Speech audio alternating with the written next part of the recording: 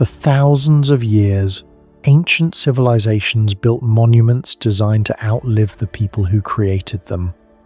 And somehow, many of them did. Long after kingdoms collapsed and populations disappeared, their temples, tunnels, statues, and stone cities continued to endure in silence. But survival alone is not what makes these places mysterious. It is the fact that many of them still cannot be fully explained. Archaeologists can uncover ruins, date materials, and reconstruct parts of the past, yet major questions continue to remain unanswered. Why were some structures built on such extreme terrain? Why do certain sites appear abandoned almost overnight? And how much knowledge vanished with the civilizations that left no complete record behind?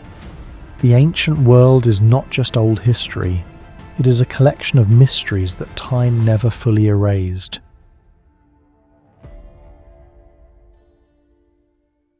Chile's Atacama Desert, one of the driest places on Earth, is home to the ancient fortress of Pukara de Lasana, a structure that has survived for nearly 8 centuries. Built from stone without mortar, surrounded by scorching heat, violent temperature shifts, and almost no rainfall, the site should not have lasted this long. Yet more than 100 stone structures remain visible today. What makes the fortress truly mysterious is not only its survival, but the possibility that its builders possessed engineering knowledge far more advanced than historians once believed.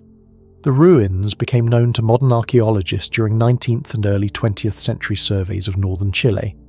Located nearly 2,500 meters above sea level overlooking the lower river canyon, the site immediately attracted attention because of its strategic position. Early explorers believed it was simply a defensive settlement used by the Atacameño people before the arrival of the Inca Empire. But every excavation revealed something unexpected. Researchers discovered tightly organized residential sectors, defensive choke points, elevated observation positions, and evidence of water management systems. Instead of a primitive hill fort, Pukara de Lasana appeared more like a carefully engineered desert stronghold. The first major surveys mapped more than 100 interconnected stone structures built along the cliffside.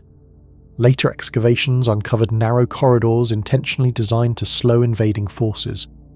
Archaeologists then found storage areas suggesting long-term occupation, rather than temporary military use. Further studies identified agricultural terraces near the lower river, proving the population had developed methods to survive in an environment receiving less than 15 millimeters of rainfall annually in some regions. More recent geological analysis showed the builders selected specific stone types capable of resisting thermal stress caused by extreme desert conditions. Each new discovery transformed the fortress from a simple archaeological ruin into a growing technological mystery. The Atacama Desert is often compared to the surface of Mars. NASA has used parts of the region to test rover equipment because of its hyper-arid conditions. Some weather stations in the Atacama have recorded years without measurable rainfall. Ultraviolet radiation levels are among the highest ever measured on Earth. Yet ancient people not only survived here, they built a fortified settlement capable of supporting an organized community. That raises a major question. How did they solve the environmental challenges without metal infrastructure, advanced machinery, or modern science? The answer may lie in engineering techniques hidden within the fortress itself. One of the greatest mysteries surrounding Pukara de Lasana is the durability of its stone architecture. Many walls remain standing despite centuries of seismic activity. Desert winds, salt weathering, and violent temperature changes between day and night. The builders used volcanic rock and local sandstone fitted together without large amounts of mortar. Modern engineers know that extreme thermal expansion can crack rigid stone structures over time. In desert regions, temperature fluctuations exceeding 20 degrees Celsius within hours place enormous stress on building materials. Yet many walls at Lasana show surprisingly limited structural collapse. Some researchers believe the builders intentionally used irregular polygonal stone fitting to distribute pressure more efficiently. Similar techniques later appeared in Inca stonework at sites like Sacsayhuaman, where massive stones interlock so tightly that even blades cannot pass between them. The mystery is that Pukara de Lasana predates some of these later engineering traditions. At first glance, the fortress appears chaotic, but aerial analysis revealed a highly strategic layout. Instead of relying on massive outer walls like medieval European castles, the fortress used layered defensive corridors and elevated attack positions. Many passageways are barely wide enough for a single adult to pass through. Invaders entering these narrow channels would have been exposed from above while unable to maneuver effectively. Military historians compare this design to modern urban chokepoint tactics used in asymmetric warfare. What makes this remarkable is that the builders had no known access to advanced surveying instruments. Yet the geometry of the pathways maximised visibility while minimising vulnerable angles. Some defensive sectors appear positioned specifically to create overlapping fields of attack, a principle still used in modern military fortifications. The fortress also demonstrates surprisingly advanced environmental engineering. Despite intense daytime heat, many interior structures maintain cooler temperatures than the surrounding desert. Researchers studying traditional Andean architecture noticed that thick stone walls acted as thermal batteries. During the day, the walls absorbed heat slowly. At night, they released that heat gradually as temperatures dropped. This passive climate control system resembles techniques used in modern, sustainable desert architecture. Some buildings also appear aligned with prevailing canyon winds, creating natural ventilation channels. Even slight airflow becomes critical in desert environments where direct solar exposure can rapidly overheat enclosed spaces. The fact that ancient builders understood these principles centuries before modern thermodynamics remains difficult to explain. Perhaps the greatest mystery of all is water. No civilization survives in the Atacama without controlling water with extreme precision. Archaeologists discovered irrigation channels, agricultural terraces, and evidence of controlled water distribution connected to the nearby lower river. But the efficiency of these systems continues to puzzle researchers. In hyper-arid environments, evaporation rates are extremely high. Water loss through seepage and exposure can destroy agricultural productivity quickly. Yet the inhabitants maintained stable occupation for generations. Some channels appear intentionally angled to reduce water velocity and minimize erosion. Stone-lined sections may also have reduced seepage into dry soil. These are practical hydraulic engineering solutions rarely associated with small pre-Columbian desert communities. The sophistication of these systems suggests long-term experimentation and accumulated environmental knowledge over centuries. Another mystery involves the fortress's strategic location. The lower corridor connected mining regions, trade routes, and desert caravan paths across northern Chile. Archaeologists believe copper, minerals, obsidian, and other valuable resources moved through this region long before European arrival. That may explain why such a heavily defended settlement existed in an otherwise hostile environment. Some theories suggest Pukara de Lasana functioned not only as a military fortress, but as a control point overseeing trade and mineral transport through the desert. If true, the site may have held economic importance far beyond its size. This would also explain the unusually sophisticated defensive planning. Modern analysis of surviving structures revealed something else unexpected. The builders may have deliberately selected stones with better resistance to desert weathering. Certain volcanic rocks tolerate thermal expansion and ultraviolet exposure better than softer sedimentary materials. Choosing the wrong material in the Atacama would lead to rapid cracking and erosion over time. Yet many sections of the fortress remain structurally stable after hundreds of years.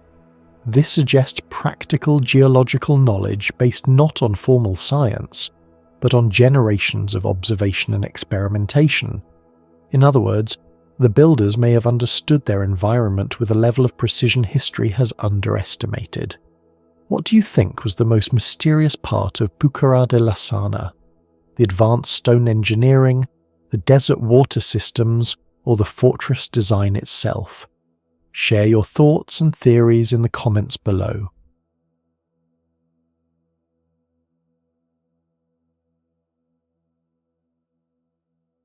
Far from the crowded ruins of Rome, deep inside the black volcanic desert of eastern Jordan, stands one of the best preserved Roman frontier forts ever discovered, Qasr Bashir. The fortress was first documented in detail by Western explorers during the 19th century, but its true significance only became clear after modern archaeological surveys and aerial mapping revealed that it was once part of the enormous Limes Arabicus defensive network stretching across the eastern edge of the Roman Empire. Located roughly 80 kilometers southeast of Amman, Qasr Bashir sits in an environment receiving less than 100 millimeters of rain annually.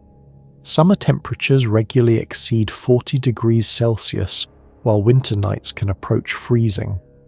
Yet despite nearly 17 centuries of erosion, earthquakes, and desert storms, the structure remains astonishingly intact.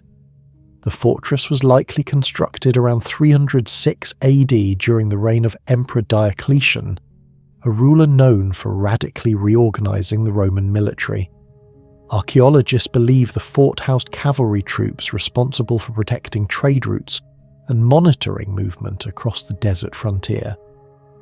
But the deeper researchers examined the structure, the more difficult it became to explain how such a sophisticated installation could have been built so efficiently in such a hostile environment. Qasr Bashir immediately stands out because of its geometric precision. The fortress forms an almost perfect square, approximately 56 meters on each side, with 4 projecting corner towers and massive stone walls reaching nearly 15 meters in height in some sections. The structure was built primarily from dark basalt, an extremely dense volcanic rock far harder to cut than limestone commonly used in Mediterranean Roman architecture. What confuses many engineers is the level of precision achieved with these stones. Several blocks weighing hundreds of kilograms fit together so tightly that even today a blade can barely slide between them. Modern surveys using laser scanning found deviations in wall alignment of only a few centimeters across long sections of masonry. For comparison, many medieval castles constructed more than 1,000 years later display significantly larger structural irregularities. This becomes even more mysterious considering the environmental stress. Basalt expands and contracts under extreme temperature shifts. In the Jordanian desert, day-to-night temperature swings can exceed 20 degrees Celsius. Over centuries, this thermal cycling usually creates fractures and wall separation. Yet Qasr Bashir shows remarkably limited deformation. Some structural engineers believe Roman builders intentionally designed slight internal flexibility into the masonry, allowing the walls to absorb thermal stress without catastrophic cracking. The deeper mystery may lie underground. Qasr Bashir was constructed on unstable desert terrain, vulnerable to shifting due to seasonal moisture changes and thermal expansion. Under modern engineering standards, such conditions would require extensive stabilization systems. Yet the Romans somehow created foundations capable of surviving nearly 1,700 years with minimal subsidence. Excavations suggest builders layered crushed stone beneath the primary foundation courses to distribute weight more evenly. Some archaeologists compare this to primitive versions of modern load dispersal engineering. Instead of relying on a single rigid platform, the Romans may have engineered a semi-flexible base capable of absorbing small ground movements. Similar principles are now used in earthquake-resistant construction and modern highway engineering. Even more intriguing is the possibility that Roman military engineers understood the long-term behavior of desert soils through accumulated empirical knowledge. Unlike monumental cities built on fertile ground, Qasr Bashir represents architecture specifically adapted for one of the harshest climates in the Roman world. Perhaps the greatest mystery surrounding Qasr Bashir is water. Maintaining even a small military garrison in such an arid environment would have required thousands of litres of water every week for drinking, cooking, animals and sanitation. Yet there are no major rivers nearby. Archaeological studies revealed an advanced rainwater harvesting system integrated into the fort's design. Sloped surfaces directed, runoff toward underground cisterns capable of storing water for extended periods. Some channels were carved with gradients so precise that researchers believe Roman surveyors possessed surprisingly advanced practical hydraulic knowledge. Modern hydrologists estimate that even a short desert storm could generate significant runoff if captured efficiently. The Romans appear to have engineered the fortress almost like a giant water collecting machine. Similar water management strategies are seen at desert Nabatean sites such as Petra, but Qasr Bashir applied these principles within a heavily militarized Roman context. What remains unexplained is how accurately the channels were cut using the limited instruments available in the early 4th century. The consistency of slope angles suggests sophisticated surveying methods far more refined than commonly imagined for frontier military architecture. Transporting construction materials to Qasr Bashir may have been one of the most difficult engineering operations attempted by the late Roman Empire in Arabia. Basalt is extremely heavy, and the surrounding desert lacks large forests needed for extensive scaffolding or heavy wooden machinery. Researchers estimate that thousands of tons of stone were required to complete the fortress. Moving such material across rocky desert terrain would have demanded enormous labour coordination. Yet historical evidence suggests the structure may have been completed surprisingly quickly, possibly within only a few years. This has led some historians to argue that Roman military logistics were vastly more sophisticated than traditionally portrayed. The empire maintained interconnected supply chains, temporary road systems, relay stations, and mobile engineering units capable of operating at extraordinary speed. In many ways, Roman frontier construction resembled modern military engineering more than ancient improvised labour. The mystery becomes even more striking when comparing Qasr Bashir to medieval desert fortifications. Many castles built over 1,000 years later required longer construction periods, despite access to improved tools and machinery. The towers of Qasr Bashir may have served a far more advanced purpose than simple observation. From the upper sections of the fortress, soldiers could maintain visual contact with other installations across the Limes Arabicus frontier system. Some researchers believe the Romans operated a large-scale signalling network using smoke, mirrors, or fire beacons. If true, messages could potentially travel across vast distances in minutes rather than days. Ancient historians recorded similar optical communication systems in other parts of the empire, but Qasr Bashir demonstrates how effectively such methods may have been adapted to desert geography. Modern military analysts sometimes compare this to a primitive relay communication grid. The spacing of forts across the frontier appears deliberate, optimized for maintaining uninterrupted lines of sight across difficult terrain.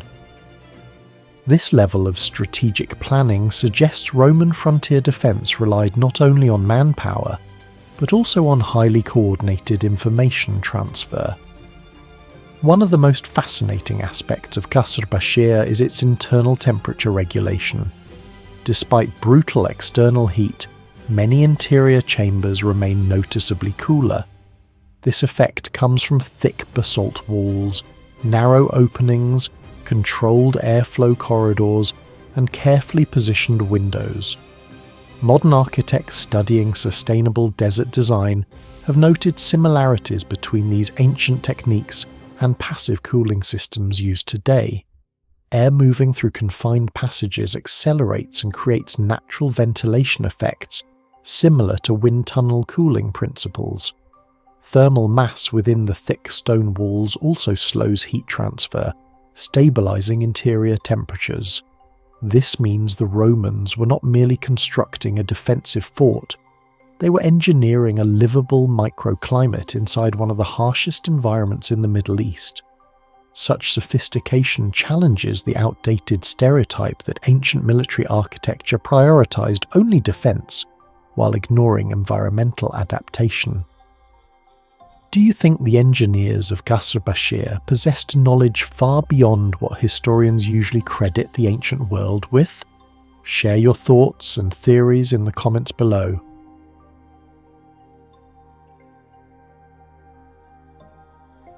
Stretching across the brutal hills of northern Britain, the ancient Roman frontier known as Milecastle still hides engineering mysteries that modern archaeologists struggle to fully explain. Built nearly 2,000 years ago along Hadrian's Wall, these small stone forts were positioned with astonishing precision across more than 117 kilometres of uneven terrain. No satellites, no lasers, no engines. Yet the system functioned with a level of coordination that resembles military infrastructure from far later civilizations. The remains of the milecastles became clearer during large-scale surveys in the 18th and 19th centuries, when antiquarians and military engineers began mapping Hadrian's Wall in detail. Excavations revealed that the structures were not random guard posts, but part of a mathematically organized defensive network. Later digs uncovered drainage systems, standardized barracks, signal points, workshops, animal pens, and roads integrated directly into the wall itself. Early excavations mainly exposed collapsed stone walls and gateways. Later discoveries revealed underground drainage channels designed to survive northern Britain's wet climate. 20th century excavations uncovered evidence of rapid rebuilding phases, suggesting the wall was continuously modified over centuries. Modern LIDAR scanning and aerial imaging later revealed how carefully the milecastles were aligned with visibility corridors across hills and valleys. Some excavations even uncovered traces of repaired stonework, showing that Roman engineers maintained the system with long-term strategic planning rather than temporary military occupation. One of the greatest mysteries surrounding the milecastles is the precision of their placement.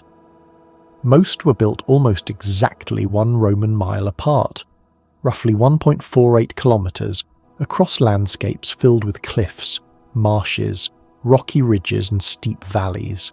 Modern surveying teams using GPS have noted how difficult it would be to maintain such consistency even today under similar terrain conditions. The Romans used tools like the groma for straight-line alignment and the corobes for levelling ground. But those instruments alone do not fully explain how engineers maintained near-uniform spacing across more than 117 kilometres. A small directional error at the beginning could have created massive deviations later, yet many sections remain astonishingly accurate. Researchers comparing Hadrian's Wall with other ancient fortification systems discovered something unusual.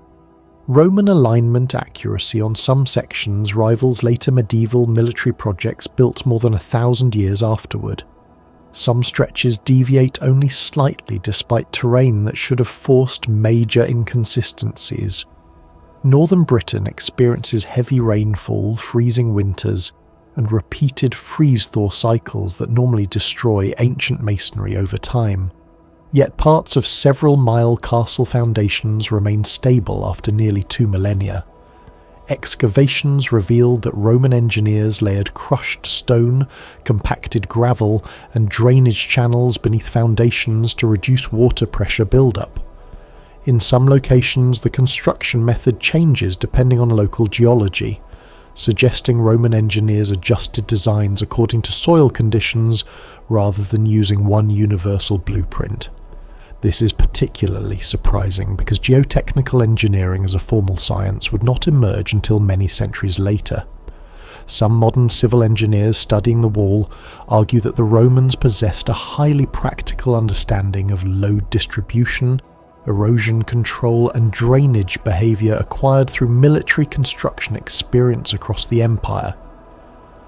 Comparisons with medieval castles in Britain show that many later fortifications actually suffered worse structural degradation despite being built more than 1,000 years later.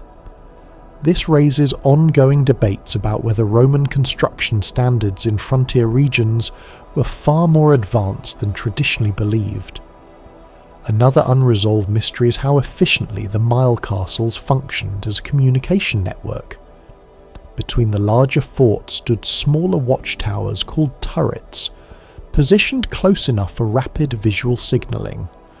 Modern terrain simulations demonstrate that many of these locations maintain direct lines of sight through narrow valleys and over hill ridges with remarkable precision. Some archaeologists believe the wall operated like a giant ancient warning system, capable of transmitting alerts across huge distances in minutes, using smoke, fire, or reflected light. What makes this extraordinary is the level of geographic planning involved. Roman engineers appear to understand not only visibility but also atmospheric conditions, elevation advantages, and long-distance signal reliability. Several placements seem intentionally optimized for communication efficiency rather than simple defensive convenience. Military historians have compared the system to later beacon chain networks used in medieval China and even early modern Europe, yet Hadrian's wall predates many of those systems by centuries. Perhaps the most shocking aspect of the milecastles is the speed of construction. Historians estimate that Hadrian's wall and its associated defences were built largely within less than a decade during the reign of Hadrian in the 2nd century AD, that required quarrying, transporting, shaping and assembling millions of stones without mechanised cranes, engines or industrial machinery. Some stone blocks fit together with surprising precision, suggesting highly organised stone-cutting operations and standardised measurement systems. Archaeological studies indicate that different Roman legions constructed different sectors of the wall, yet the final structure still maintained remarkable consistency. This level of coordination resembles modern industrial logistics more than traditional ancient construction. Some modern estimates suggest thousands of labourers, soldiers, engineers, blacksmiths, surveyors and transport workers would have needed to operate simultaneously under centralised planning. Maintaining food supplies, tools, stone deliveries and construction schedules across hostile frontier territory would itself have been an immense logistical achievement. Excavations reveal that milecastles were not completely identical. Archaeologists identified long-axis and short-axis designs, depending on the orientation of internal structures. This suggests different Roman legions followed slightly different engineering traditions while constructing separate sections. What remains mysterious is how the overall network still functioned so uniformly despite these variations. Roads connected smoothly, defensive spacing remained consistent, signal visibility was maintained, structural integration stayed efficient across the entire frontier. This combination of flexibility and standardization resembles modern modular military infrastructure. Instead of rigid duplication, Roman engineers may have used adaptable templates, capable of adjusting to terrain while preserving overall system performance. The milecastles were not static structures abandoned after construction. Excavations show repeated repairs, reinforcements, and redesigns over centuries. Some gates were narrowed, walls thickened, and internal layouts modified during changing military conditions. Archaeologists also discovered evidence that certain milecastles were later reused for storage, trade monitoring, or temporary civilian occupation after military priorities shifted. This adaptability suggests Hadrian's wall functioned less like a simple barrier and more like a dynamic frontier management system. Some historians compare it to a living military organism constantly evolving in response to political threats, migration pressures, and environmental changes. Do you think the greatest Roman technology was not their weapons or buildings, but their ability to organize thousands of people into a system so advanced it still survives today? Share your thoughts in the comments below.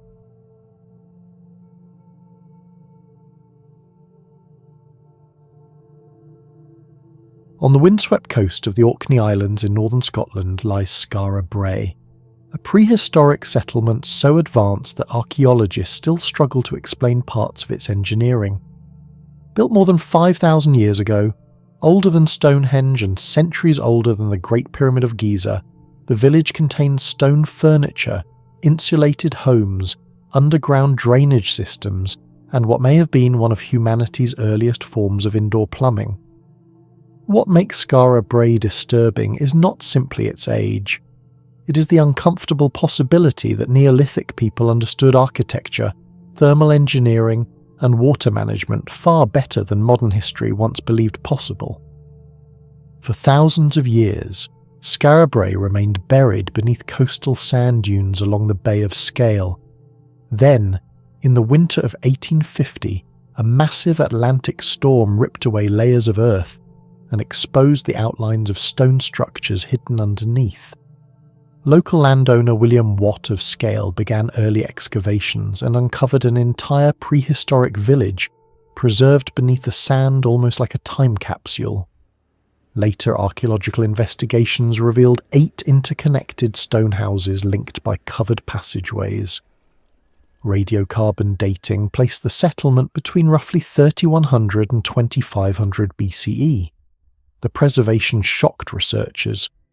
Unlike many prehistoric sites reduced to scattered foundations, Skara Brae still contained beds, shelves, hearths, storage compartments, tools, beads, and carved stone objects. It looked less like ruins and more like a recently abandoned settlement frozen in time. Because of this extraordinary preservation, archaeologists often call it the Pompeii of the Neolithic world. The most controversial technological mystery at Skara Brae lies beneath the floors of the houses. Archaeologists discovered carefully constructed drainage channels running underneath the settlement. Stone-lined conduits carried wastewater away from homes using gravity-driven flow, while several structures appear to contain small enclosed compartments connected directly to these channels. Some researchers believe these may represent primitive indoor toilets, potentially among the oldest ever discovered on Earth. If correct, this would place functional wastewater engineering in northern Europe nearly 3,000 years before the famous sewer systems of ancient Rome. The engineering challenge becomes even more astonishing when viewed scientifically. Drainage systems only work if water maintains a carefully controlled gradient. If the slope is too steep, waste material accumulates in corners. If it is too shallow, water stagnates and blocks the channel. Even modern systems require accurate calculations to maintain stable flow. Yet the builders of Skara Brae achieved this using only stone tools and manual excavation. Hydrological analyses of the settlement suggest the channels were intentionally angled to exploit the natural slope of the terrain. Some archaeologists argue this demonstrates a practical understanding of fluid movement and pressure, long before formal mathematics existed in Britain. Even more mysterious is the possibility that seawater periodically flushed sections of the drainage network during storms or tidal surges. If true, the builders may have intentionally integrated natural coastal processes into the system's operation. The implications are unsettling. Most textbooks portray Neolithic Europeans as technologically simple farming communities, yet Skara Brae suggests at least some groups possessed advanced practical engineering knowledge based on generations of observation and experimentation. No written language survives from these people, no diagrams, no instructions. Yet somehow they created infrastructure sophisticated enough that parts of it remained recognizable after 5 millennia of Atlantic storms. The climate of Orkney is brutal. Strong ocean winds, freezing winters, constant moisture and salt-laden air make long-term survival difficult even today. But the homes of Skara Brae appear specifically engineered to combat those conditions. Instead of being built fully above ground, most houses were dug partially into large mounds of midden.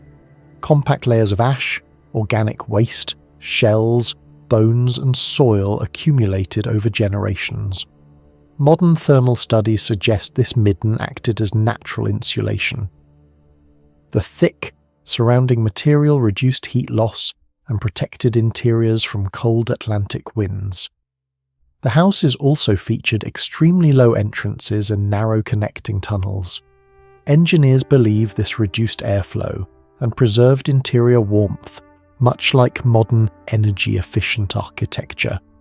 At the centre of each structure stood a stone hearth, strategically positioned so heat could radiate evenly through the enclosed rooms. Experimental archaeology projects attempting to recreate Skara Brae's living conditions found that temperatures inside reconstructed houses could remain significantly warmer than outside conditions, even with limited fuel sources. This is extraordinary, because Orkney contains relatively few trees, meaning firewood was scarce. The villagers likely relied on peat, driftwood and animal dung for fuel, making efficient heat conservation essential for survival. Some researchers now describe Skara Brae not simply as a village, but as a carefully optimized environmental system designed around energy efficiency thousands of years before modern thermodynamics.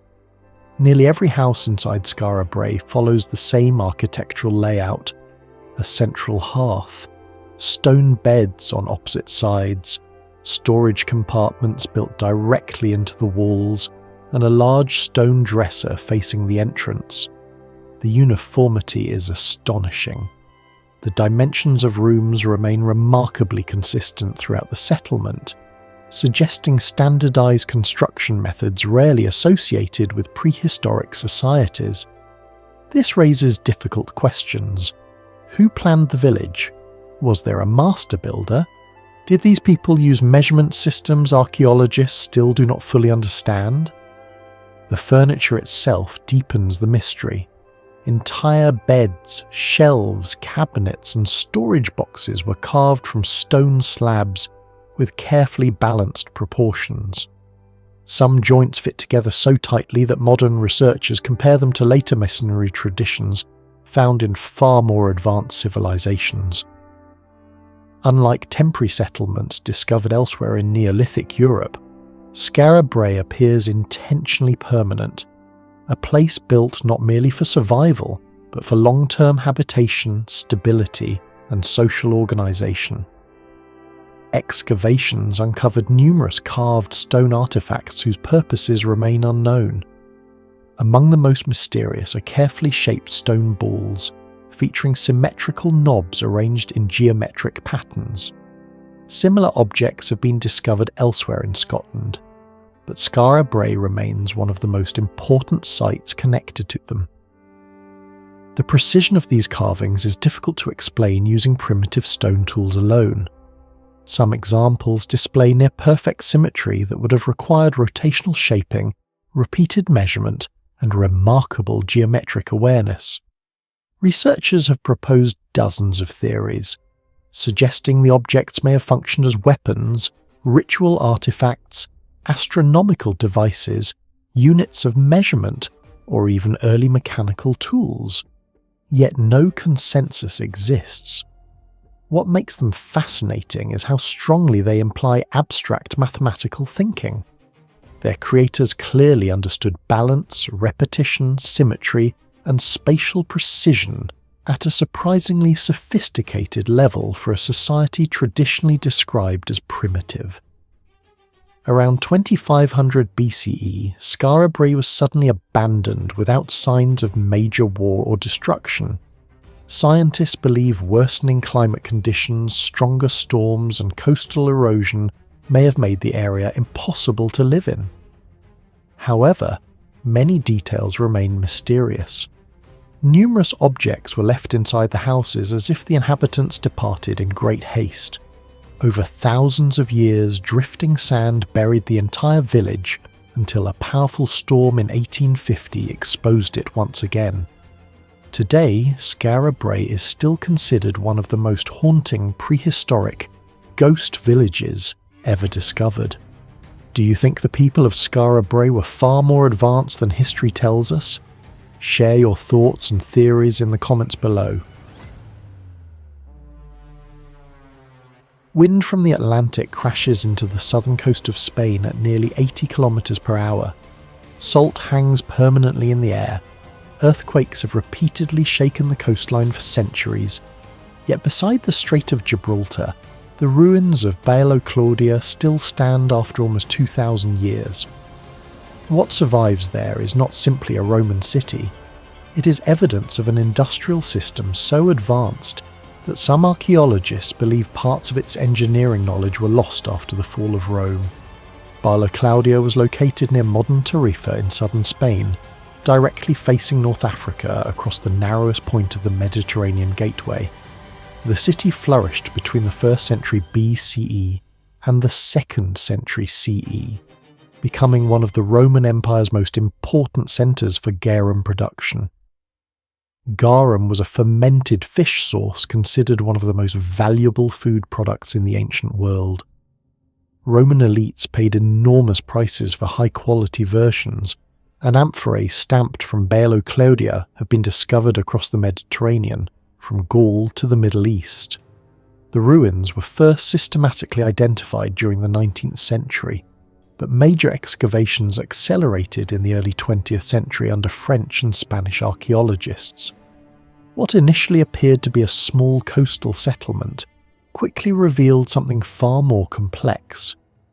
Beneath layers of sand and collapsed masonry were massive industrial districts, hydraulic systems, fish processing factories, drainage networks, temples, markets, and one of the most sophisticated food production infrastructures ever discovered from the Roman world. The greatest mystery surrounding Baelo Claudia is not its size.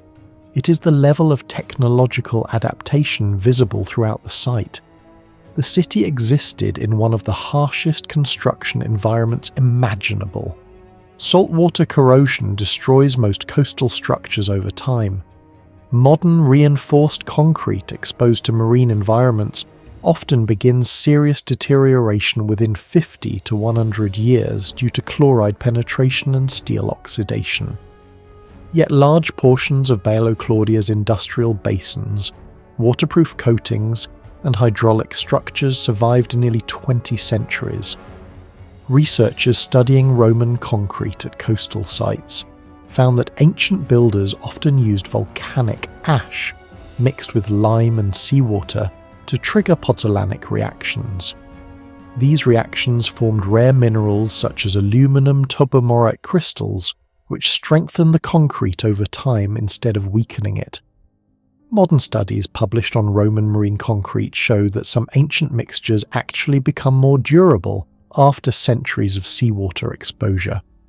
Baelo Claudia appears to contain similar engineering principles, despite being located far from the volcanic regions normally associated with Roman pozzolana. The fish processing districts are among the most disturbing and technologically puzzling discoveries. Archaeologists uncovered dozens of salting vats arranged in organized production lines.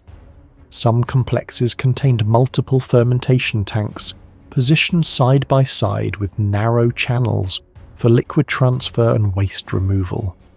The layout resembles industrial food processing facilities developed many centuries later. Each vat was lined with waterproof mortar capable of resisting salt saturation, bacterial decay, and constant temperature variation.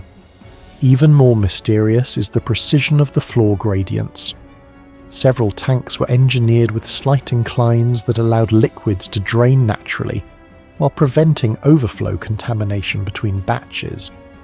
Modern surveys revealed slope variations measured in only a few millimeters across several meters. No advanced laser equipment existed. No steel precision tools existed. Yet the consistency of these angles suggests extremely refined surveying techniques. Some historians estimate Baelo Claudia processed thousands of tons of tuna during peak production seasons. The city sat directly beside migratory routes used by Atlantic bluefin tuna entering the Mediterranean. Adult bluefin tuna can exceed 600 kilograms in weight and swim across entire ocean basins. Roman fishermen exploited these migrations using elaborate net systems called almadrabas. a technique still partially used in southern Spain today. But catching fish was only the beginning. The real mystery was preservation. Garum production required controlled fermentation of fish entrails, blood, flesh, and salt over extended periods. Without proper management, the mixture would become lethally toxic rather than edible. Yet Roman writers describe premium garum as smooth, aromatic, and highly refined. At Baelo Claudia, archaeologists discovered that fermentation vats were positioned to maximize solar exposure during cooler periods while minimizing overheating during the hottest hours of the day. Some vats appear partially shielded from prevailing ocean winds, reducing evaporation instability. This suggests Roman producers possessed an empirical understanding of microbial fermentation centuries before microbiology existed. Modern food science recognizes fermentation as an extremely delicate biochemical process. Temperature changes of only a few degrees can drastically alter bacterial activity, enzyme breakdown, and toxin formation. Salt concentration must remain within carefully controlled ranges. Too little salt allows dangerous pathogens to dominate. Too much salt halts fermentation entirely. Yet Baelo Claudia operated this process on an industrial scale. Chemical residue analysis from several vats detected complex organic compounds associated with amino acid breakdown and protein hydrolysis, exactly the reactions responsible for umami flavor enhancement in modern fermented foods like fish sauce and soy sauce. In other words, Roman producers were unintentionally manipulating biochemical reactions using practical knowledge accumulated through generations. Some researchers compare garum factories at Baelo Claudia to primitive biochemical laboratories. The engineering behind sanitation is equally remarkable. Ancient industrial cities usually suffered catastrophic waste problems, but Baelo Claudia incorporated drainage channels, sediment traps, freshwater distribution systems, and wastewater separation networks. Certain channels were built with gradients optimized for self-cleaning water flow, reducing sediment accumulation without mechanical intervention. Water management was critical because the region itself was relatively dry. Maintaining industrial-scale fish processing required enormous quantities of fresh water for washing, salting preparation, and urban consumption.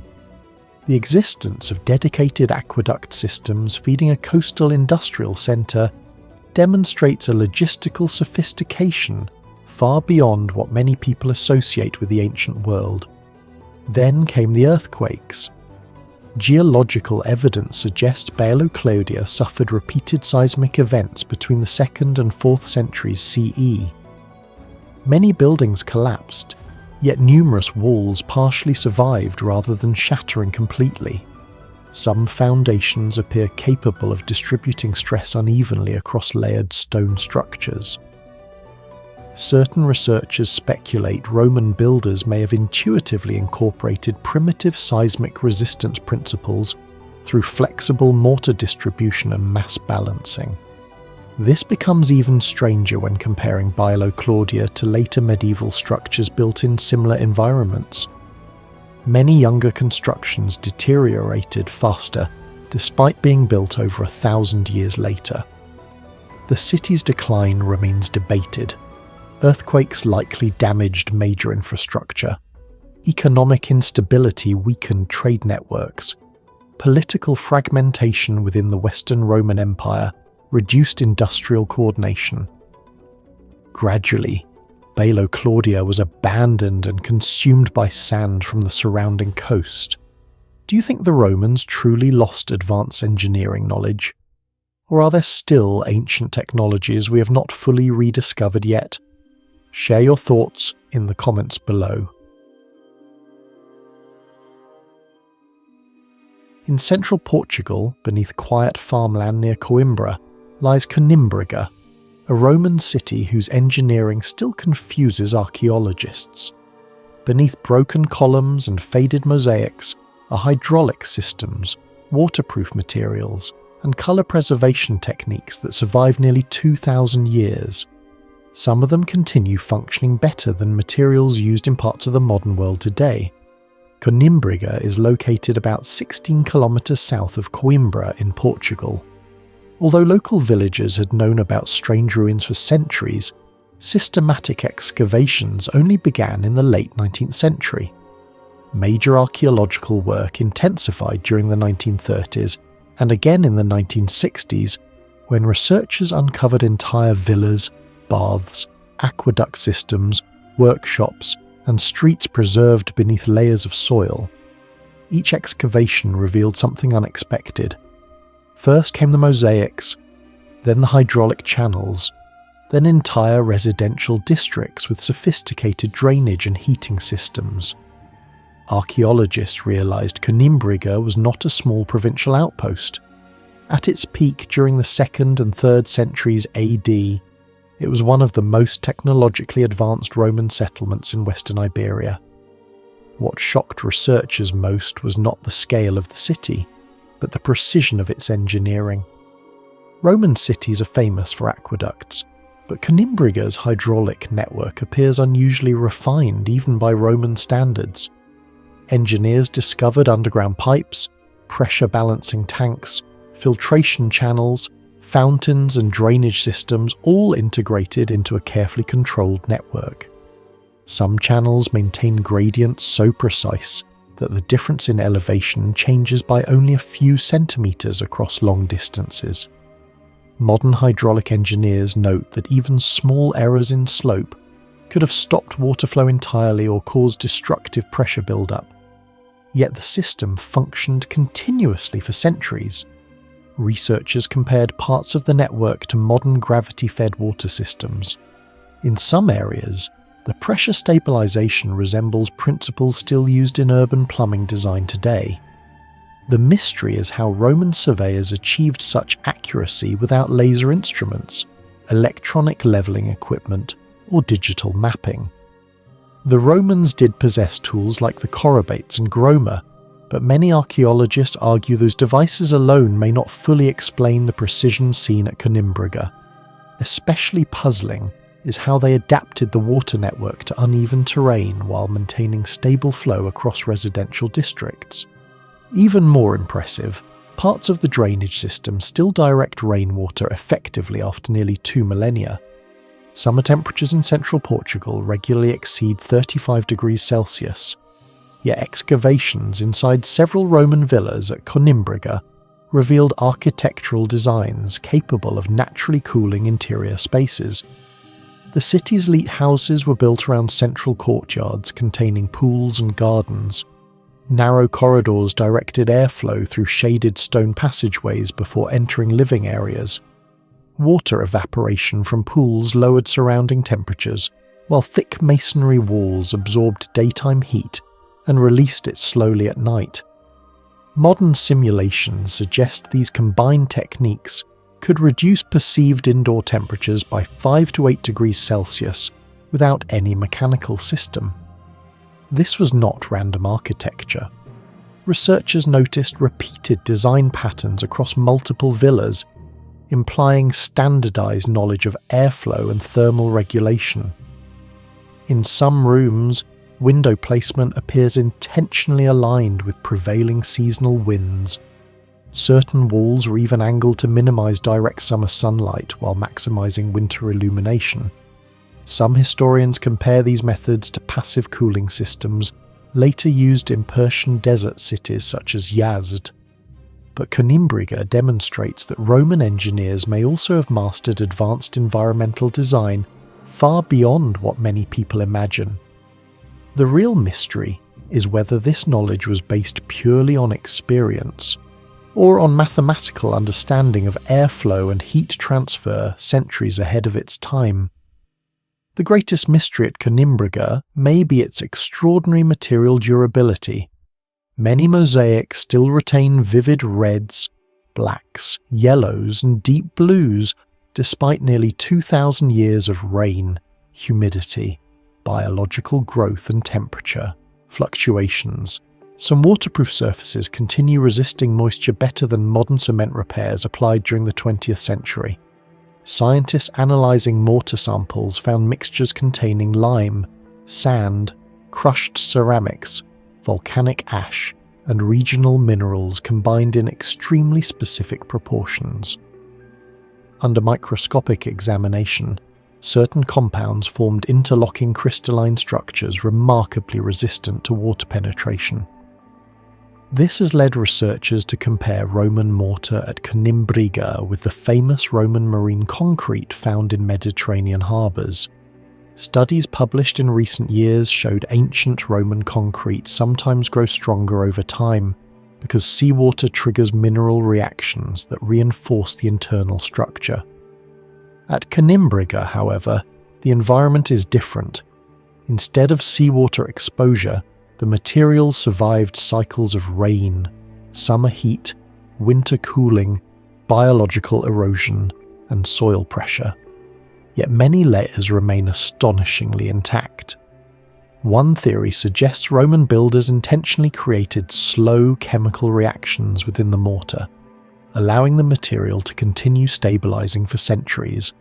Some scientists compare this behavior to experimental, self-healing concrete technologies being developed today.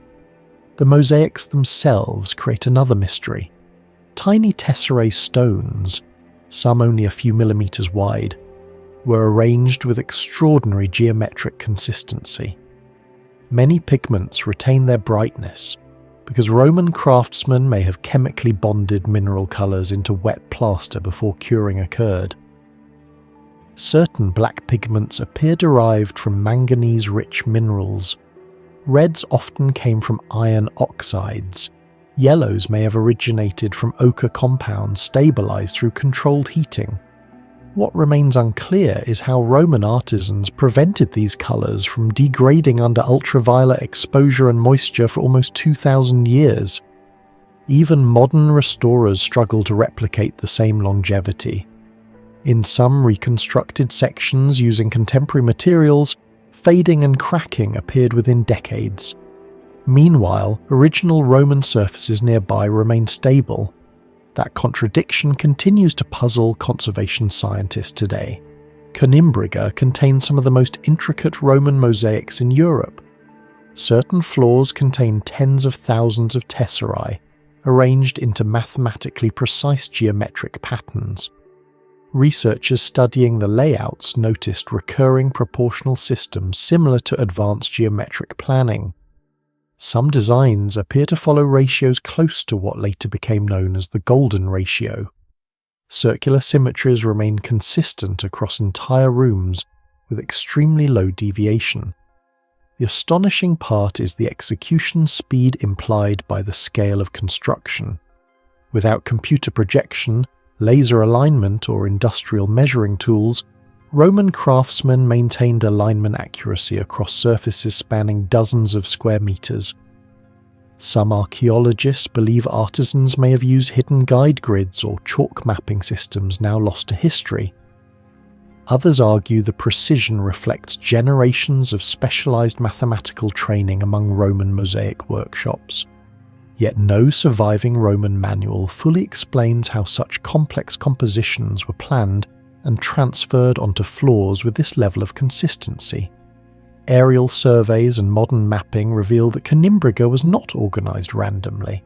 Streets, drainage routes, public buildings, and residential zones appear positioned according to carefully optimised spatial logic. Road orientation maximised sunlight during winter while reducing heat accumulation during summer. Water systems interconnected with residential density zones.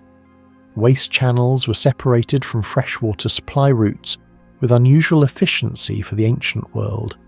Some urban historians compare parts of the city layout to principles used in modern sustainable city planning. The Romans essentially engineered Conimbriga as a coordinated environmental system. This becomes even more impressive considering the city was designed without satellite imagery, computer simulations, or modern surveying technology. Do you think the ancient world once possessed engineering knowledge far beyond what modern history admits? Share your thoughts and theories in the comments below.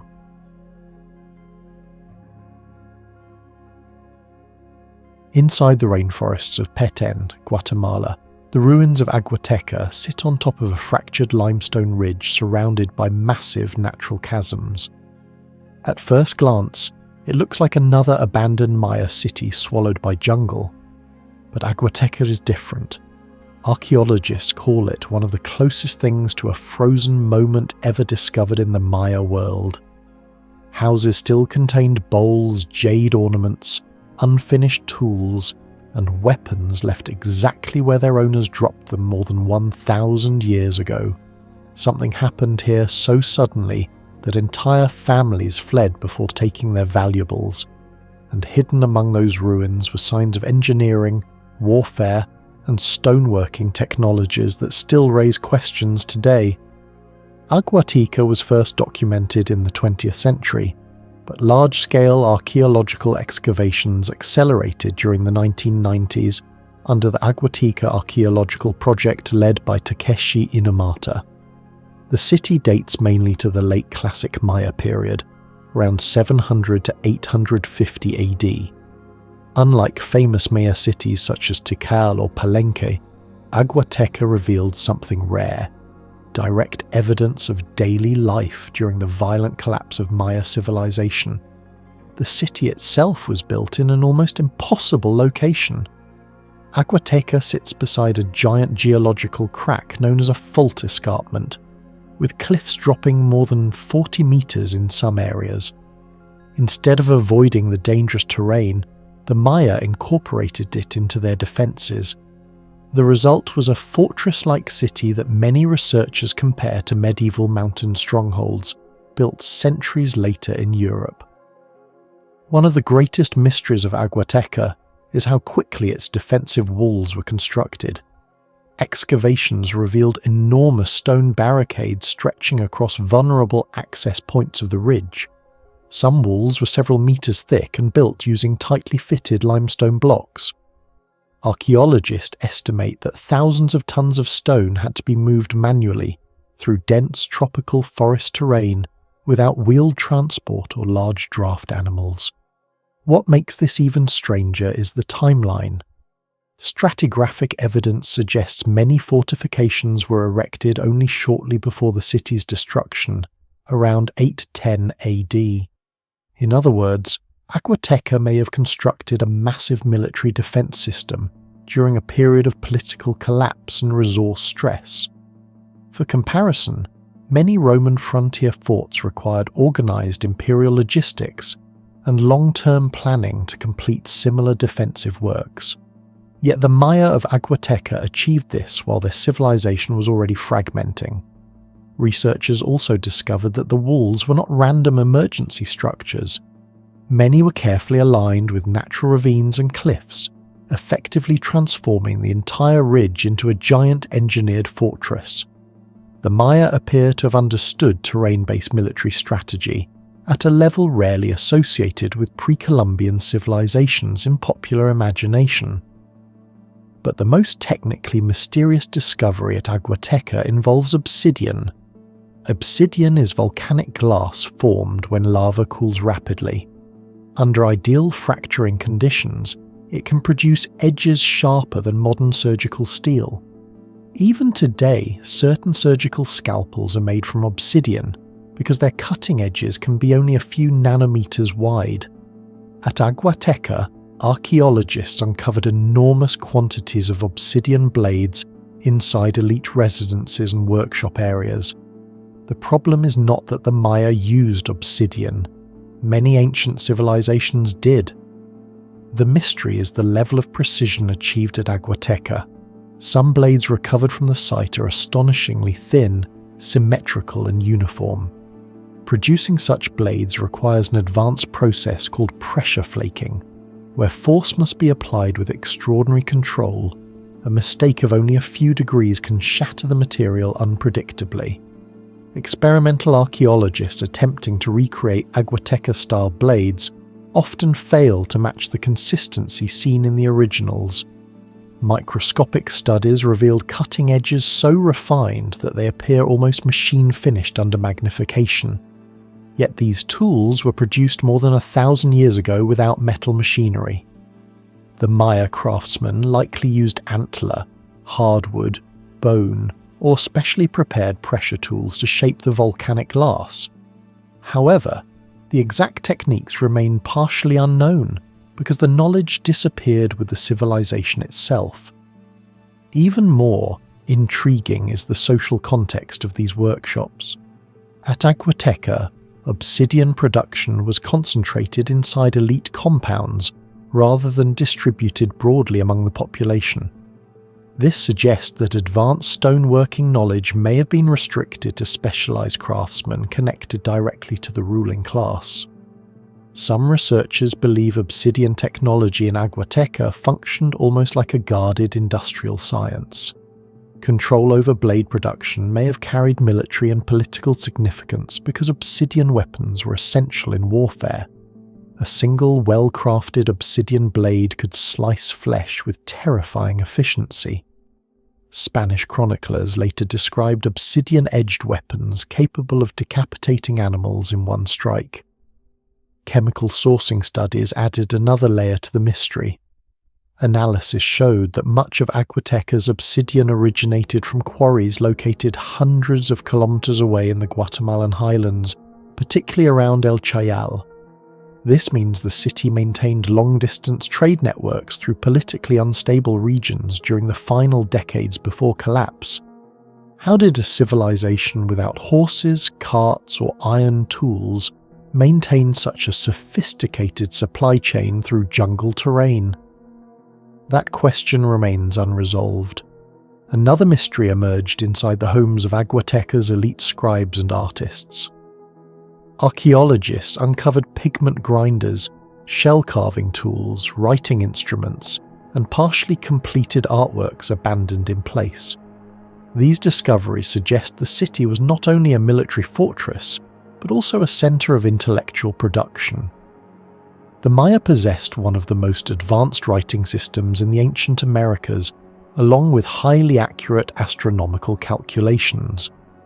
Their calendar systems tracked celestial cycles with remarkable precision. Some calculations of Venus cycles were accurate to within tiny fractions of modern measurements. Yet almost all Maya codices were destroyed by humidity or burned during the Spanish conquest. Aguateca therefore provides rare physical evidence of how knowledge workers actually operated within Maya society. The city may have contained specialized workshops where scribes, astronomers, and artists worked together under royal patronage. But exactly how the Maya transmitted such complex mathematical and astronomical knowledge across generations remains poorly understood. The city's engineering raises additional questions.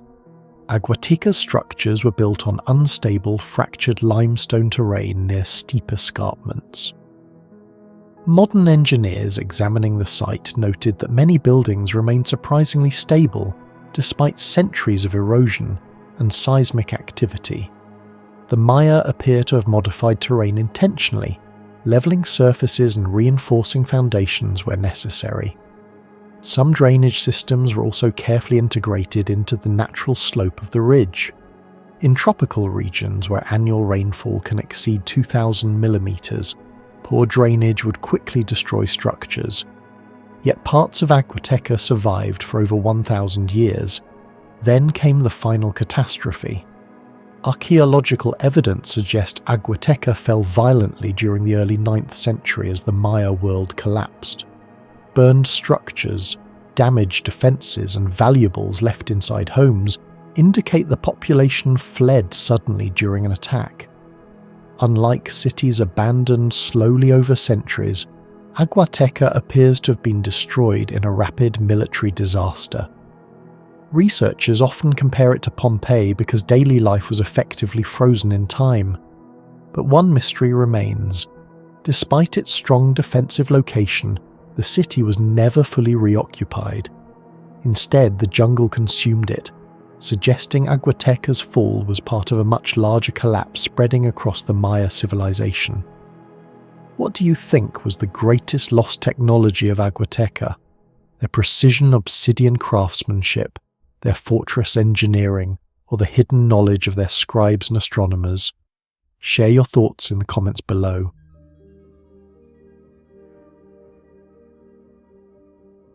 On the southwestern coast of modern-day Turkey, in the ancient city of Halicarnassus, a structure once rose nearly 50 metres into the sky, taller than most surviving buildings of the ancient Mediterranean world.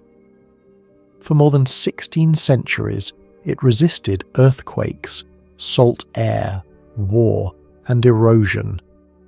Even after collapsing, fragments of its engineering continued to puzzle archaeologists, metallurgists, and structural engineers. The mausoleum at Halicarnassus was not merely a royal tomb. It was a technological statement so advanced that many of its construction methods are still debated today.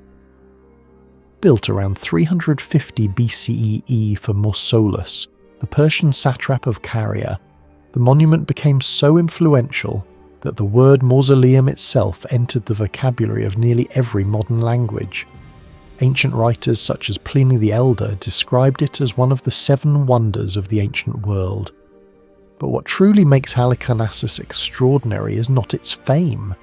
It is the growing evidence that its builders possessed engineering knowledge far beyond what historians once believed possible for the 4th century BCE. The ruins are located in present-day Bodrum, Turkey, directly above an active seismic zone near the boundary of the Anatolian and Aegean tectonic plates. Modern geological surveys show that this region has experienced repeated destructive earthquakes for over 2,000 years. Yet the mausoleum remained standing from approximately 350 BCE until at least the 12th or 13th century CE. That means the structure survived for more than 1,500 years in one of the most earthquake-prone coastal regions of the Eastern Mediterranean. The rediscovery of the site began in the 19th century when British archaeologist Charles Thomas Newton conducted excavations between 1856 and 1858. Using descriptions from ancient texts and measurements recorded by classical historians, Newton located buried foundations beneath the Ottoman-era town. Excavations uncovered enormous marble blocks, sculptural fragments, sections of stairways, column drums, and most importantly, evidence of sophisticated metal reinforcement systems hidden inside the stonework. At first, researchers assumed the metal clamps and connectors were relatively simple structural supports, but closer examination revealed something far stranger. One of the greatest mysteries surrounding Halicarnassus is the advanced system of metallic stone-locking technology used throughout the monument. Archaeologists discovered that massive marble blocks were not merely stacked under gravity. Many were connected through carefully carved dovetail sockets, filled with metal clamps made from iron, bronze, and lead composites. This alone was impressive. But the real mystery emerged when metallurgists analysed corrosion patterns. Normally, iron exposed to humid Mediterranean air deteriorates rapidly through oxidation. In coastal regions with high salt concentrations, corrosion accelerates dramatically. Modern untreated iron can weaken within decades under similar environmental conditions. Yet some metal connectors from Halicarnassus survived in recognisable form after more than 2 millennia underground. Researchers found evidence suggesting the builders intentionally isolated iron components inside layers of molten lead. The lead acted as a flexible shock-absorbing barrier while also reducing galvanic corrosion. In modern engineering, similar principles are used in anti-corrosion systems for bridges, ships, and reinforced concrete structures. The precision of the sockets was equally astonishing. Some clamp channels showed tolerances of only a few millimeters. Considering the monument was built without modern surveying lasers, powered cutting equipment, or industrial drilling systems, the level of alignment appears almost impossible. Certain researchers have compared the locking system to techniques used in later Roman earthquake-resistant construction, particularly in structures from Asia Minor and parts of Byzantium. Yet Halicarnassus predates many of those examples by centuries. Even more mysterious is the possibility that the metal locking system also functioned as seismic stabilization technology. Structural engineers studying earthquake-resistant architecture have proposed that the combination of lead, iron clamps, and slightly flexible stone joints may have allowed the building to absorb and redistribute seismic energy instead of fracturing catastrophically. In effect, the structure may have behaved like an ancient form of base-isolated architecture. This theory gained attention because similar concepts exist in much later engineering history. Modern earthquake-resistant skyscrapers often rely on dampers, flexible joints, and energy dissipation systems to survive seismic shock waves. The idea that builders in 350 BCE may have discovered primitive versions of these principles is deeply controversial, but the engineering mysteries do not stop there. The mausoleum stood approximately 45 to 50 meters tall, equivalent to a modern 15-story building. Its upper levels included a stepped pyramid roof supporting a marble quadriga, a 4-horse chariot sculpture weighing several tons. Transporting such massive loads upward without steam engines, cranes, or hydraulic systems remains one of the greatest unanswered questions. Some historians propose enormous earth ramps surrounding the monument during construction. Others suggest compound pulley systems similar to devices later described by Archimedes. Yet none of these theories fully explain the placement precision visible in surviving architectural fragments. Several marble blocks weighing multiple tons show extremely tight-fitting surfaces with minimal gaps. In some areas, the joints are so precise that even thin blades cannot easily slide between the stones. Comparable precision appears in polygonal masonry at sites such as Sacsayhuaman and the granite chambers of Great Pyramid of Giza, though Halicarnassus used marble rather than harder igneous stone. Marble itself creates additional problems. Unlike limestone, marble can fracture unpredictably under stress during extraction and lifting. The larger the block, the greater the risk of catastrophic cracking. Yet the builders managed to construct enormous columns, sculptural friezes, and roof systems without widespread structural failure. Ancient sources credit the monument's sculptural program to several of the greatest artists of the Greek world, including Scopas, Bryaxis, Leochares, and Timotheus. The carvings displayed anatomical realism and dynamic motion centuries ahead of many earlier Mediterranean traditions. Some relief fragments show detailing so sharp that modern archaeologists initially believed portions had been recut during later restoration periods. Microscopic analysis of carving marks suggests the use of advanced iron chisels hardened through controlled heat treatment. If true, this indicates metallurgical sophistication beyond what is commonly associated with standard Greek tool-making of the era. The monument also represented an unprecedented fusion of architectural traditions. Its stepped pyramid roof resembled Egyptian funerary structures. The surrounding Ionic colonnades reflected Greek design. The elevated podium echoed Anatolian royal architecture.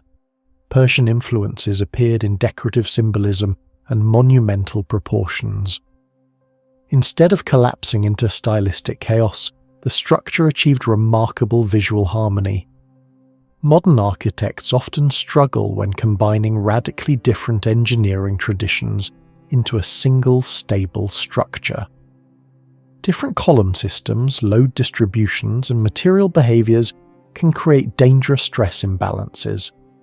Yet Halicarnassus appears to have integrated these systems successfully over a building lifespan exceeding 15 centuries. Another unresolved issue involves the foundation itself. Geological studies indicate that parts of ancient Halicarnassus were built above layered sediments vulnerable to shifting and subsidence. Large stone structures on unstable coastal terrain typically develop severe cracking over time. But excavation reports suggest the mausoleum's base distributed weight unusually effectively. Some researchers speculate that layered rubble foundations beneath the structure acted as primitive seismic cushions, dispersing force through multiple compression zones. Similar methods appear in certain ancient Japanese and Incan constructions designed for earthquake resilience. The collapse of the mausoleum remains a mystery. There is no evidence that the structure was destroyed in a single earthquake. Instead, it gradually deteriorated over centuries from repeated seismic activity.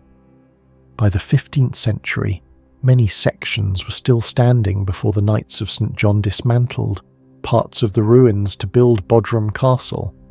What makes this even more remarkable is that some of the most important evidence of Halicarnassus's engineering was discovered inside reused stones in medieval walls, where archaeologists found hidden metal locking systems embedded within the structure. What do you think was the greatest lost technology behind the mausoleum at Halicarnassus? Was it advanced engineering knowledge, or something history still cannot fully explain? Share your thoughts in the comments below.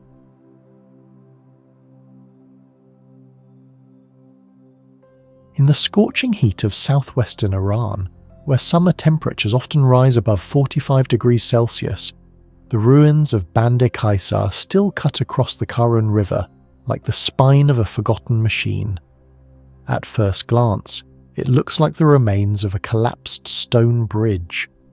But hidden beneath the broken arches is one of the most advanced hydraulic engineering systems of the ancient world. A structure so complex that modern engineers still debate how people nearly 17 centuries ago managed to build it with such precision. What makes Bande Kaisar truly unsettling is not simply its age. It is the possibility that ancient builders understood water pressure, erosion control, and chemical durability at a level far beyond what historians once believed possible. The structure is located near the ancient city of Shushtar in present-day Iran, an area famous for its massive hydraulic network. Historians believe Bande Kaisar was constructed during the Sassanid Empire around the 3rd century CE, possibly after the Roman Emperor Valerian was captured by the Persian king Shapur I in 260 CE. According to several historical accounts, thousands of Roman soldiers and engineers may have been forced to work on the project after their defeat. If true, Bande Kaisar may represent one of the only surviving megastructures on Earth built through the direct fusion of Roman and Persian engineering traditions. The site first attracted serious archaeological attention during the 19th century, when explorers travelling through Persia noticed unusual stone foundations beneath the river. Early surveys revealed that the structure was not merely a bridge. It functioned simultaneously as a dam, a bridge, a water regulator, and part of a massive industrial hydraulic network. Even the Romans, famous for aqueducts and concrete harbours, rarely combined all these functions into a single integrated structure. Yet Bande Kaisar appears to have done exactly that. The bridge originally stretched nearly 500 metres across the Karun River and contained more than 40 arches. But its true purpose was not transportation. Its main role was controlling water flow. By partially blocking the river, the structure redirected enormous quantities of water into canals feeding the Shushtar hydraulic system. A gigantic network of tunnels, channels, basins and mills that transformed river energy into industrial power centuries before the Industrial Revolution. Some historians compare Shushtar to an ancient hydropowered factory complex. But the deeper researchers studied Bande Kaisar, the more disturbing questions emerged. Bande Kaisar was only one component of a much larger hydraulic machine.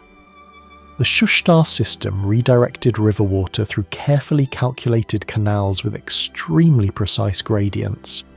These channels powered dozens of watermills capable of grinding grain on an industrial scale. The slope angles had to be incredibly accurate.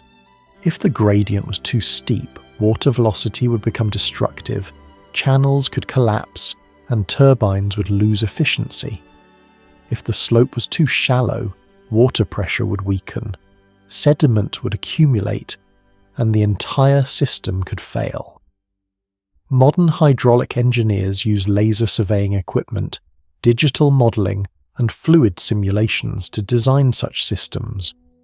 Ancient builders had none of these tools, yet the Shushtar canals maintained remarkably stable water distribution across multiple sectors. Some researchers argue that centuries of practical experimentation may explain the achievement. Others believe the system suggests a surprisingly advanced mathematical understanding of hydraulic behaviour. One of the greatest mysteries surrounding Bandi Kaisar is the incredible durability of its mortar. Most ancient structures exposed continuously to moving water eventually fail. Modern concrete suffers from sulfate attack, mineral infiltration, micro-cracking, freeze-thaw cycles, and erosion. Even reinforced concrete bridges built in the 20th century often require major repairs after only 50 to 100 years. Yet parts of Bandi Kaisar survive nearly 1700 years under constant hydraulic stress. Laboratory analysis of surviving mortar samples revealed a sophisticated mixture containing lime, ash, clay, and silica-rich materials. Researchers noticed similarities with Roman pozzolanic concrete, the same volcanic ash-based material, responsible for the incredible durability of Roman harbours. But there is a major problem with that comparison. Iran does not naturally contain the same volcanic materials used extensively around the Bay of Naples in Italy. This raises a serious question. How did builders in ancient Persia create water-resistant mortar with such extraordinary long-term stability? Some material scientists believe the answer may lie in chemical reactions occurring slowly over centuries.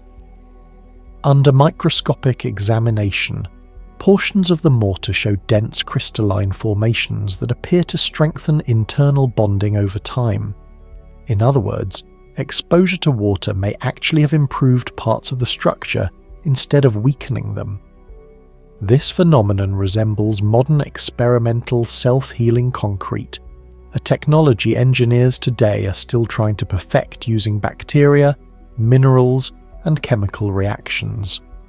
The fact that an ancient structure may exhibit similar behaviour is astonishing.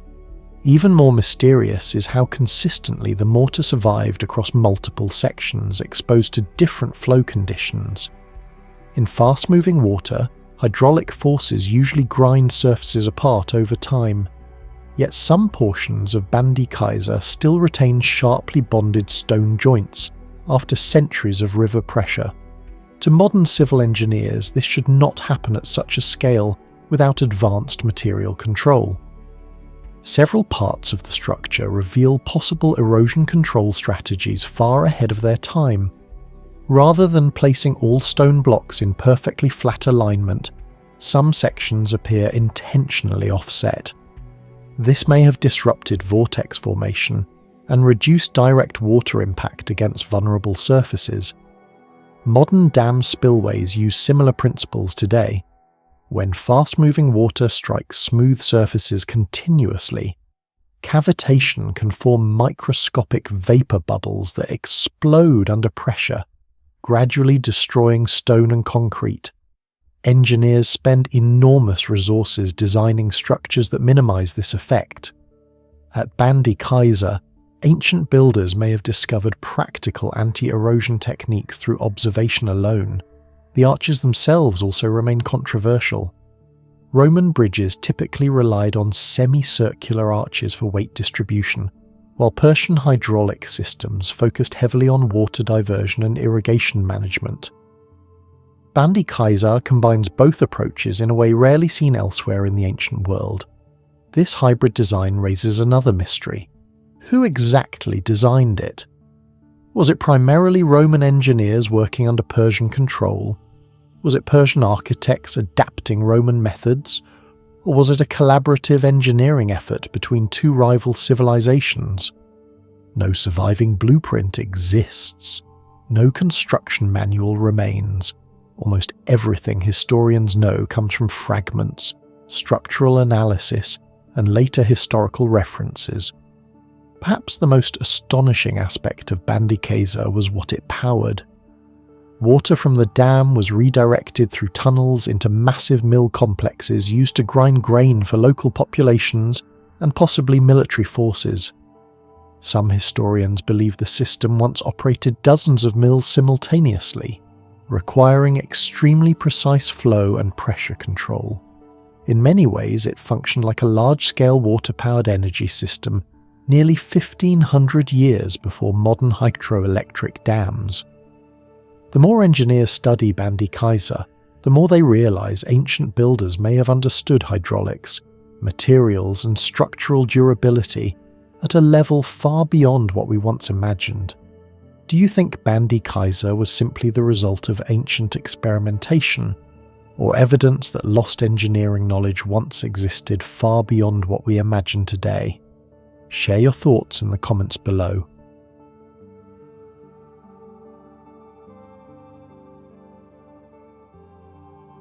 Built across the limestone plateau of Epipolae in modern-day Sicily, the massive defensive complex known as Euryalus Fortress was first recognized as more than ordinary ruins during early archaeological surveys in the 19th century.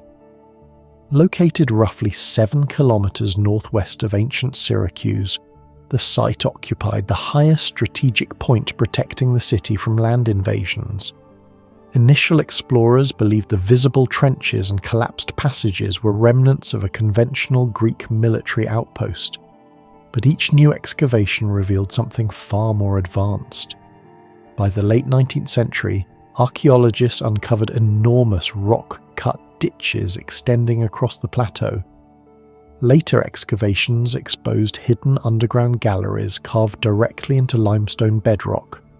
In the 20th century, military historians discovered that these tunnels were not random additions. They formed an interconnected defensive machine involving observation shafts, ambush corridors, escape routes, and acoustic chambers.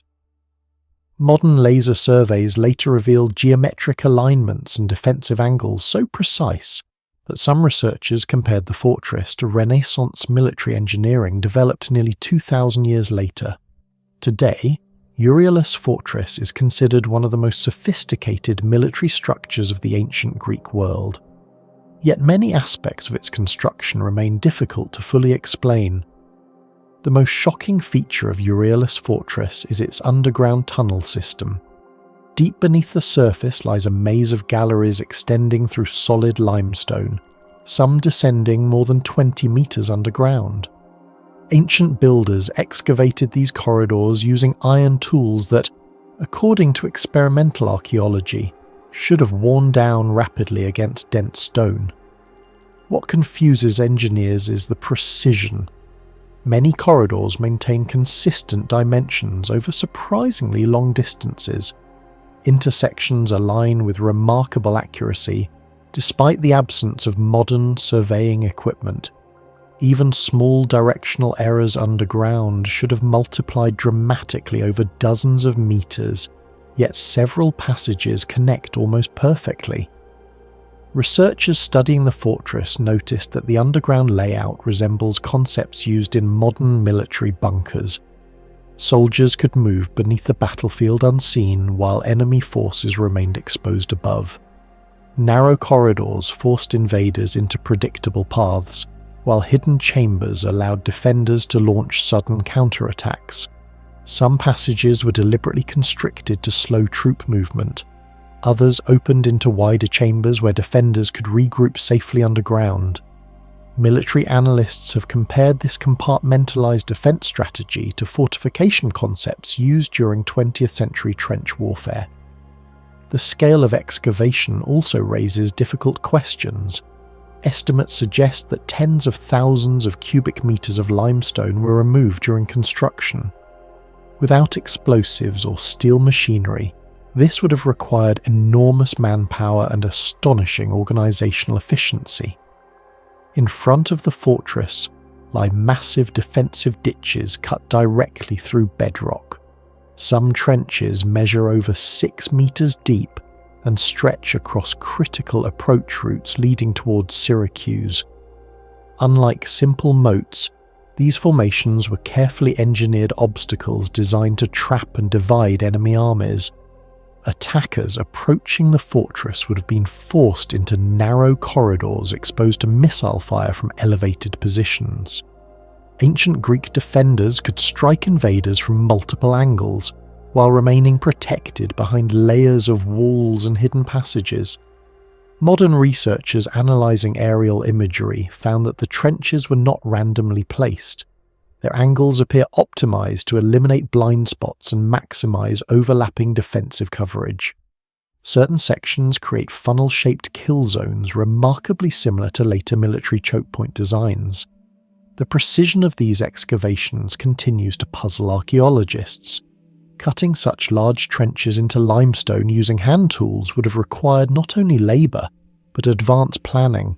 Some walls inside the ditches remain unusually straight, even by modern standards.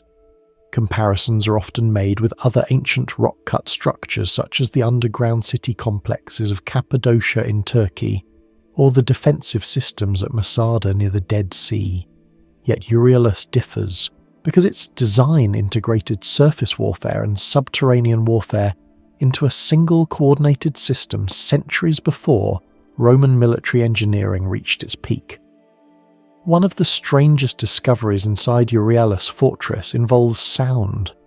During modern explorations, archaeologists noticed that footsteps and voices travelled unusually well through certain underground passages. In some chambers, whispers could be heard clearly across long distances, while other areas amplified vibrations from movement above ground. Researchers began testing whether the tunnels may have functioned as primitive acoustic surveillance systems. Some narrow corridors appear shaped in ways that naturally channel sound waves through the limestone structure.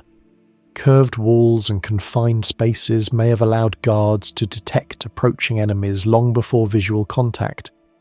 Although controversial, the theory gained attention because similar acoustic anomalies exist at several ancient sites worldwide. Certain chambers inside the Temple of Kukulkan at Chichen Itza produce echo effects resembling bird calls.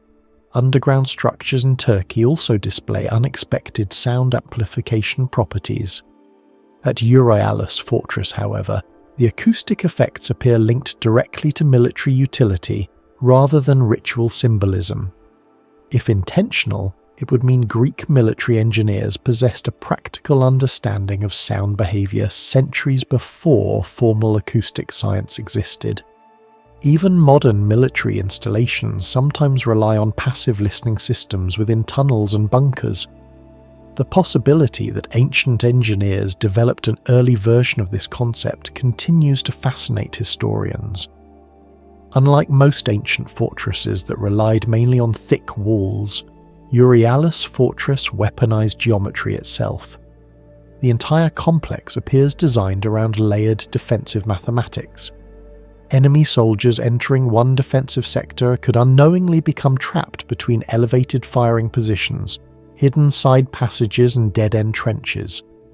The fortress forced attackers into controlled movement patterns, where defenders maintained tactical advantage from nearly every angle. Archaeologists discovered that several observation points align with strategic routes approaching Syracuse. Some researchers believe the fortress used carefully calculated sightlines to monitor troop movement across large sections of the plateau. The geometry becomes even more impressive underground. Multiple galleries intersect at angles that maximize defensive flexibility while minimizing the risk of enemy penetration. Some corridors appear intentionally asymmetrical to confuse unfamiliar intruders navigating in darkness.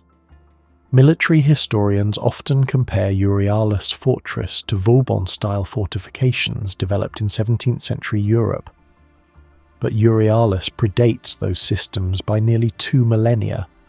This has led some scholars to argue that parts of ancient Greek military engineering may have been far more advanced than traditionally assumed.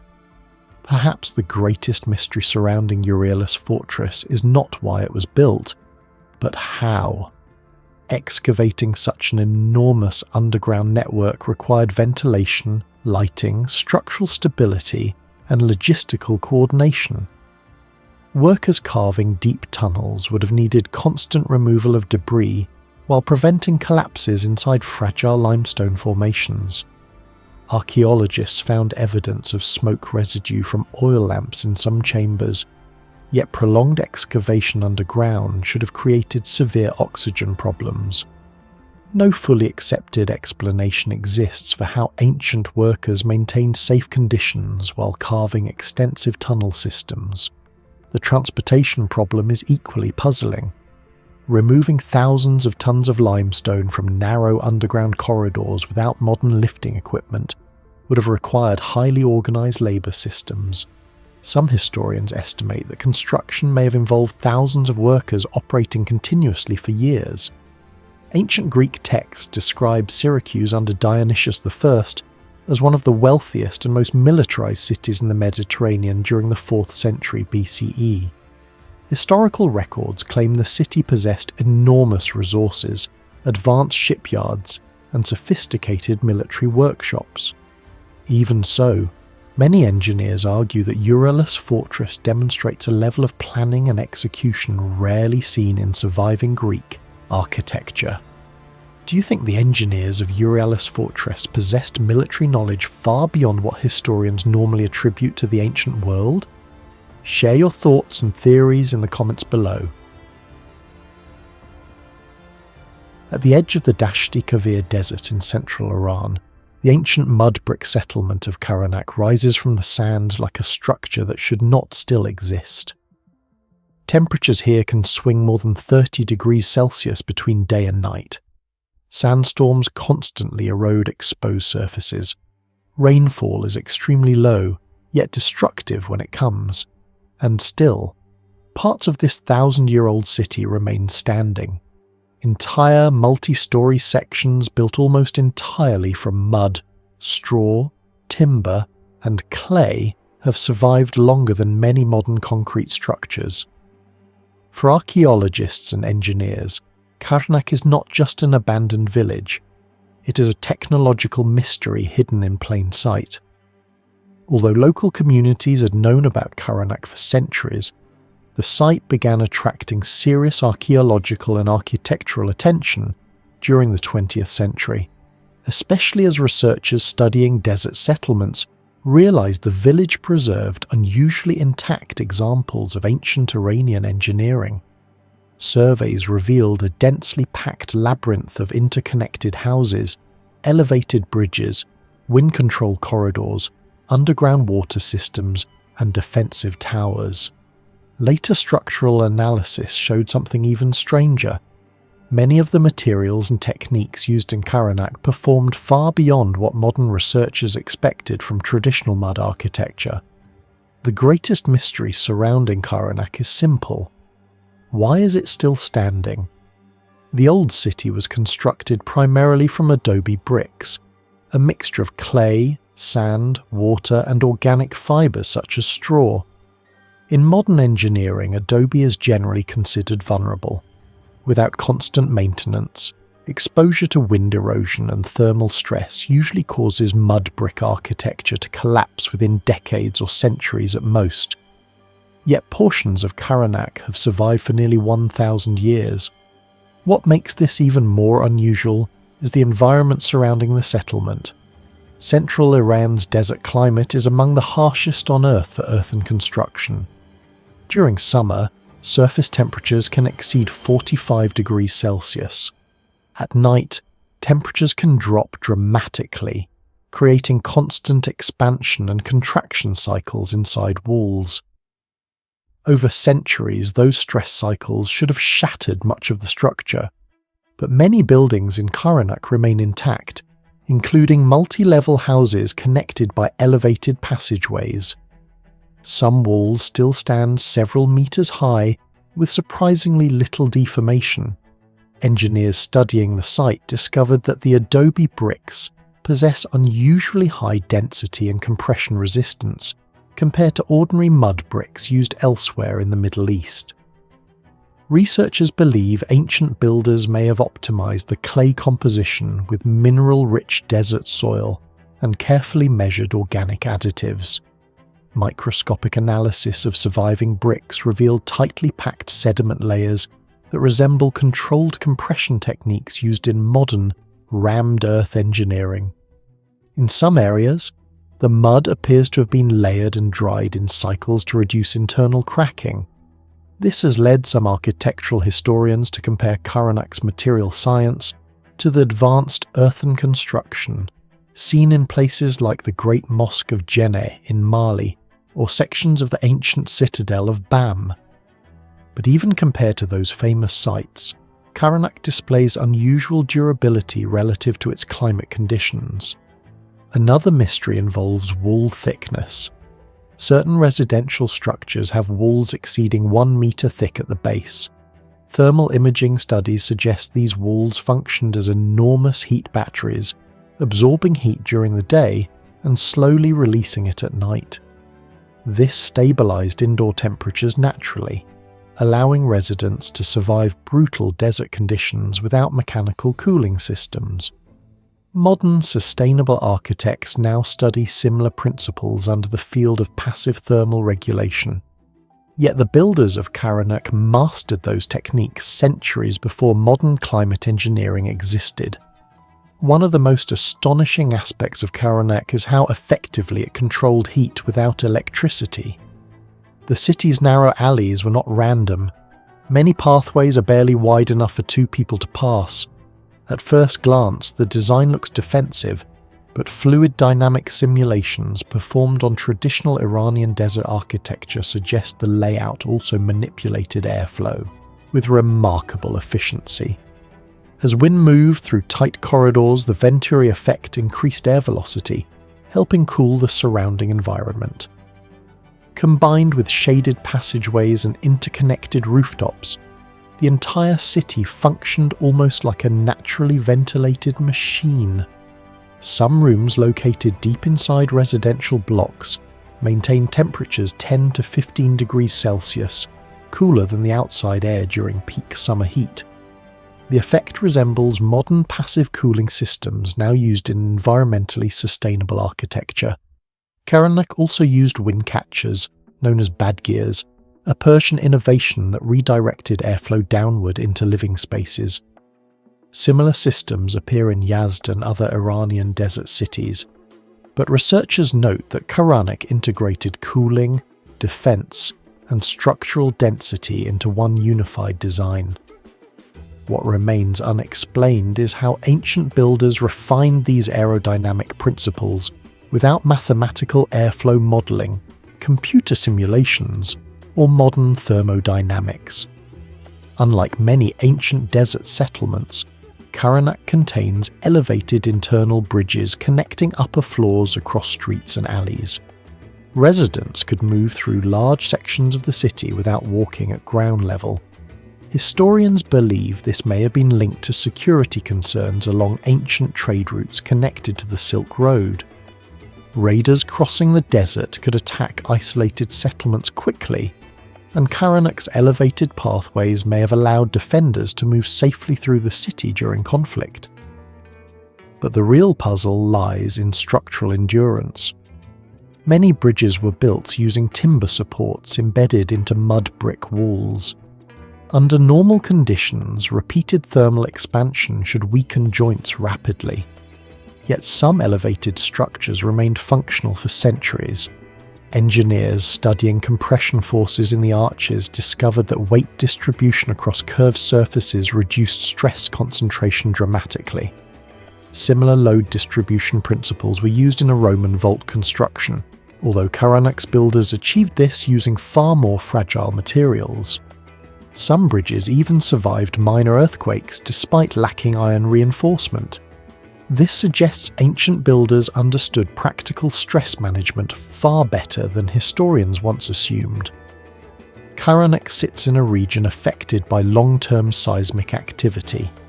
Over centuries, numerous earthquakes have struck central Iran, destroying many historical structures, yet several watchtowers and sections of Karanak remain standing far longer than expected. Architectural surveys reveal that some towers narrow gradually toward the top, lowering their centre of gravity. More intriguingly, internal cavities exist inside portions of certain walls. Initially, archaeologists believed these spaces served ventilation purposes. Later theories suggested they may also function as primitive seismic dampening chambers, absorbing vibration energy during ground movement. This concept resembles anti-seismic strategies used in other ancient civilizations. In Peru, Inca walls distributed earthquake stress through interlocking stone geometry. In Japan, pagodas used flexible wooden cores to survive seismic shocks. Karanak may represent an earthen version of the same principle. If true, it would mean ancient Iranian builders developed structural stabilization techniques centuries before modern earthquake engineering became a scientific discipline. Perhaps nothing demonstrates the sophistication of ancient Iranian engineering more clearly than the Kalat system connected to settlements like Karanak. Kanats are underground tunnels designed to transport water across vast desert distances using only gravity. Some kanats in Iran stretch for tens of kilometers. To function properly, tunnel gradients had to remain extraordinarily precise. A slope too steep would cause erosion and tunnel collapse, too shallow, and water would stop flowing entirely. Modern engineers calculate that many kanats maintain gradients of only 1 or 2 meters per kilometer. Achieving that precision without laser equipment, GPS, or modern surveying tools remains difficult even today. At Karanak, kanats fed underground storage chambers that kept water naturally cool despite extreme surface temperatures. Some chambers reportedly maintained temperatures comparable to modern refrigeration basements. Researchers still debate how ancient surveyors measured such long-distance gradients so accurately across unstable desert terrain. Do you think Karanak was simply built through generations of experience? Or could this desert city be evidence of engineering knowledge far ahead of its time? Share your thoughts in the comments below. Perched on a volcanic hill above the Euphrates River in northern Syria, Kalat Najim looks less like a medieval fortress and more like a machine built into the mountain itself. Massive basalt walls stand directly over one of the oldest strategic river crossings in the Middle East. Historians officially date most of the visible structure to the 12th century under the Ayyubids, but beneath the fortress lies a deeper mystery: foundations, engineering methods, and construction materials that appear far more advanced than many experts expect from the medieval world. Although Kalat Najim had been known locally for centuries, modern archaeological surveys revealed that the visible fortress was not the first structure built on the hill. Excavations uncovered buried walls, reused masonry blocks, and foundation layers inconsistent with later Islamic military architecture. Some lower stones show significantly heavier weathering than the upper fortifications, suggesting the site may have been occupied long before the Ayyubid reconstruction. Historians believe the location was too strategically valuable to remain unused. Positioned directly above the Euphrates crossing, the fortress controlled trade routes between Mesopotamia, Anatolia, and the Mediterranean world. What researchers still cannot fully explain is how multiple civilizations repeatedly transform the same volcanic hill into a functioning military stronghold for thousands of years. One of the greatest engineering puzzles at Kalat Najim involves the transport of enormous basalt stones onto steep volcanic terrain. Basalt is one of the hardest stones used in ancient construction. Modern geological measurements show that some basalt formations exceed 200 megapascals in compressive strength. making them significantly harder than the limestone commonly used in medieval fortifications. Yet the fortress walls contain multi-ton basalt blocks fitted tightly together along near vertical slopes. Traditional wheeled transport would have been almost impossible on the narrow incline surrounding the hill. Researchers still debate how these stones were moved. Some theories suggest the use of inclined earth ramps, sled systems lubricated with water or oil, or temporary lifting platforms connected to the Euphrates below. Similar mysteries appear at Baalbek, where Roman builders transported stones weighing hundreds of tons, but Kalat presents a different challenge because the terrain itself is unstable volcanic rock. The unanswered question is not simply how the stones were cut, but how ancient engineers achieved this level of logistical coordination without modern machinery. Despite being built on a naturally uneven hilltop, large sections of Kalat maintain striking geometric consistency. Satellite analysis and architectural surveys reveal that multiple towers align with direct sightlines overlooking both the Euphrates corridor and surrounding desert routes. Some historians argue this was purely military design. Others believe the fortress inherited geometric foundations from older civilizations that occupied the site centuries earlier. Several buried walls beneath the visible structure do not align perfectly with the later Ayyubid construction above them. This suggests later engineers may have adapted pre-existing defensive layouts instead of building entirely from scratch. The precision becomes even more mysterious considering the limitations of medieval surveying technology. Without laser instruments or modern mapping systems, builders still managed to create defensive angles, optimize for long-distance visibility and overlapping fields of attack. Northern Syria experiences extreme seasonal temperatures. Summer heat can exceed 40 degrees Celsius, while winter nights become sharply cold. Yet underground chambers inside Kalat Najm maintain relatively stable temperatures throughout the year. Archaeologists discovered narrow ventilation shafts and interconnected corridors intentionally designed to regulate airflow. Some chambers function similarly to passive cooling systems found in ancient Persian desert architecture. Researchers believe these systems protected water reserves, food storage, manuscripts, or military supplies during long sieges. What makes the engineering remarkable is the apparent use of pressure-driven airflow. Certain vertical shafts appear positioned specifically to create natural convection currents that circulate cooler air underground. Comparable environmental engineering appears at Derinkuyu Underground City, where underground cities maintained stable temperatures naturally. However, seeing such sophisticated climate regulation integrated into a military fortress overlooking a river crossing is highly unusual. Water management may be the most technologically mysterious feature of Kalat Najm. The fortress stands high above the Euphrates River, meaning defenders required a reliable method for transporting or storing water during sieges. Excavations revealed underground cisterns, hidden channels, and collapsed shaft systems suggesting a far more advanced hydraulic network than historians originally expected. Some researchers believe the fortress once used animal-powered lifting systems, rotating chain pumps or counterweight mechanisms capable of raising water uphill from the river below. Medieval Arabic engineering manuscripts from the Islamic Golden Age describe remarkably advanced machines involving gears, rotating chains, water wheels, and automated lifting systems. Engineers such as al-Jazari designed mechanical devices centuries ahead of their time. But direct evidence connecting those technologies to Kalat Najm remains incomplete. The mystery is whether the fortress possessed a fully integrated hydraulic defense infrastructure centuries before similar systems became common elsewhere.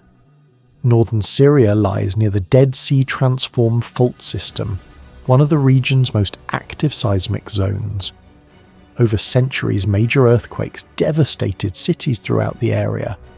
Yet large portions of Kalat Najim survived while surrounding settlements collapsed or disappeared entirely. Modern structural analysis revealed that some lower foundations use interlocking masonry patterns capable of distributing stress more efficiently during seismic movement. Certain walls also alternate stone sizes and include flexible mortar layers that may have absorbed vibrations during earthquakes. Similar anti-seismic techniques appear in the polygonal stonework of Sacsay-Huaman and in some Roman constructions, but their appearance at Kalat Najm raises difficult questions about how advanced medieval engineering knowledge may actually have been. Researchers still debate whether these techniques were independently developed, inherited from earlier civilizations, or refined through centuries of reconstruction after repeated earthquakes. Another mystery surrounds the fortress's elevated observation platforms. Several towers appear positioned not only for defense, but also for long-distance visual communication. Historians suspect Kalat Najm formed part of a regional signalling network stretching across northern Syria. Signal fires, reflective mirrors, or coded light systems may have allowed messages to travel rapidly between distant strongholds. Experimental reconstructions suggest visual warnings could potentially have crossed dozens of kilometers within minutes under clear atmospheric conditions. If true, the fortress may have functioned as part of an early optical communication system centuries before the invention of the electric telegraph. Perhaps the greatest unsolved mystery at Kalat Najm involves the fortress mortar itself. Laboratory analysis of surviving mortar fragments revealed unusual mixtures of lime, volcanic ash, fine mineral aggregates, and unidentified additives. Some samples display extraordinary resistance to water penetration and environmental erosion, despite centuries of exposure to seasonal flooding, wind erosion, warfare, and seismic activity. Modern engineers studying the material notice similarities to Roman hydraulic concrete, particularly the use of pozzolanic reactions.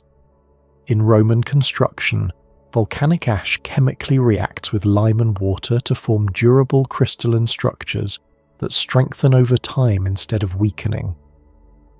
Researchers found that some mortar layers at Kalat Najm appeared denser and more chemically stable than expected for conventional medieval mixtures.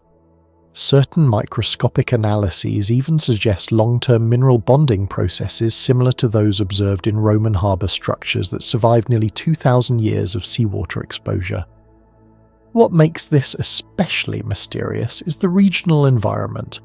Northern Syria lacks the same volcanic conditions found near Roman volcanic sources such as Pozzuoli in Italy. This raises a difficult question.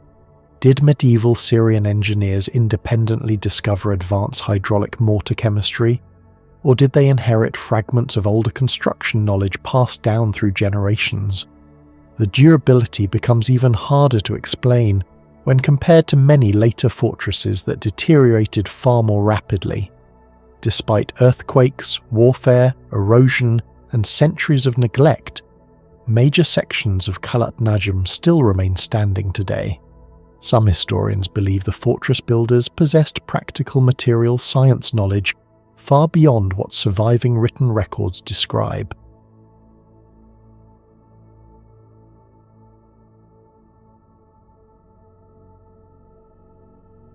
In the ruins of Lixus, near the Atlantic coast of modern Morocco, archaeologists uncovered something that looked less like an ancient city and more like an industrial zone from a lost civilization.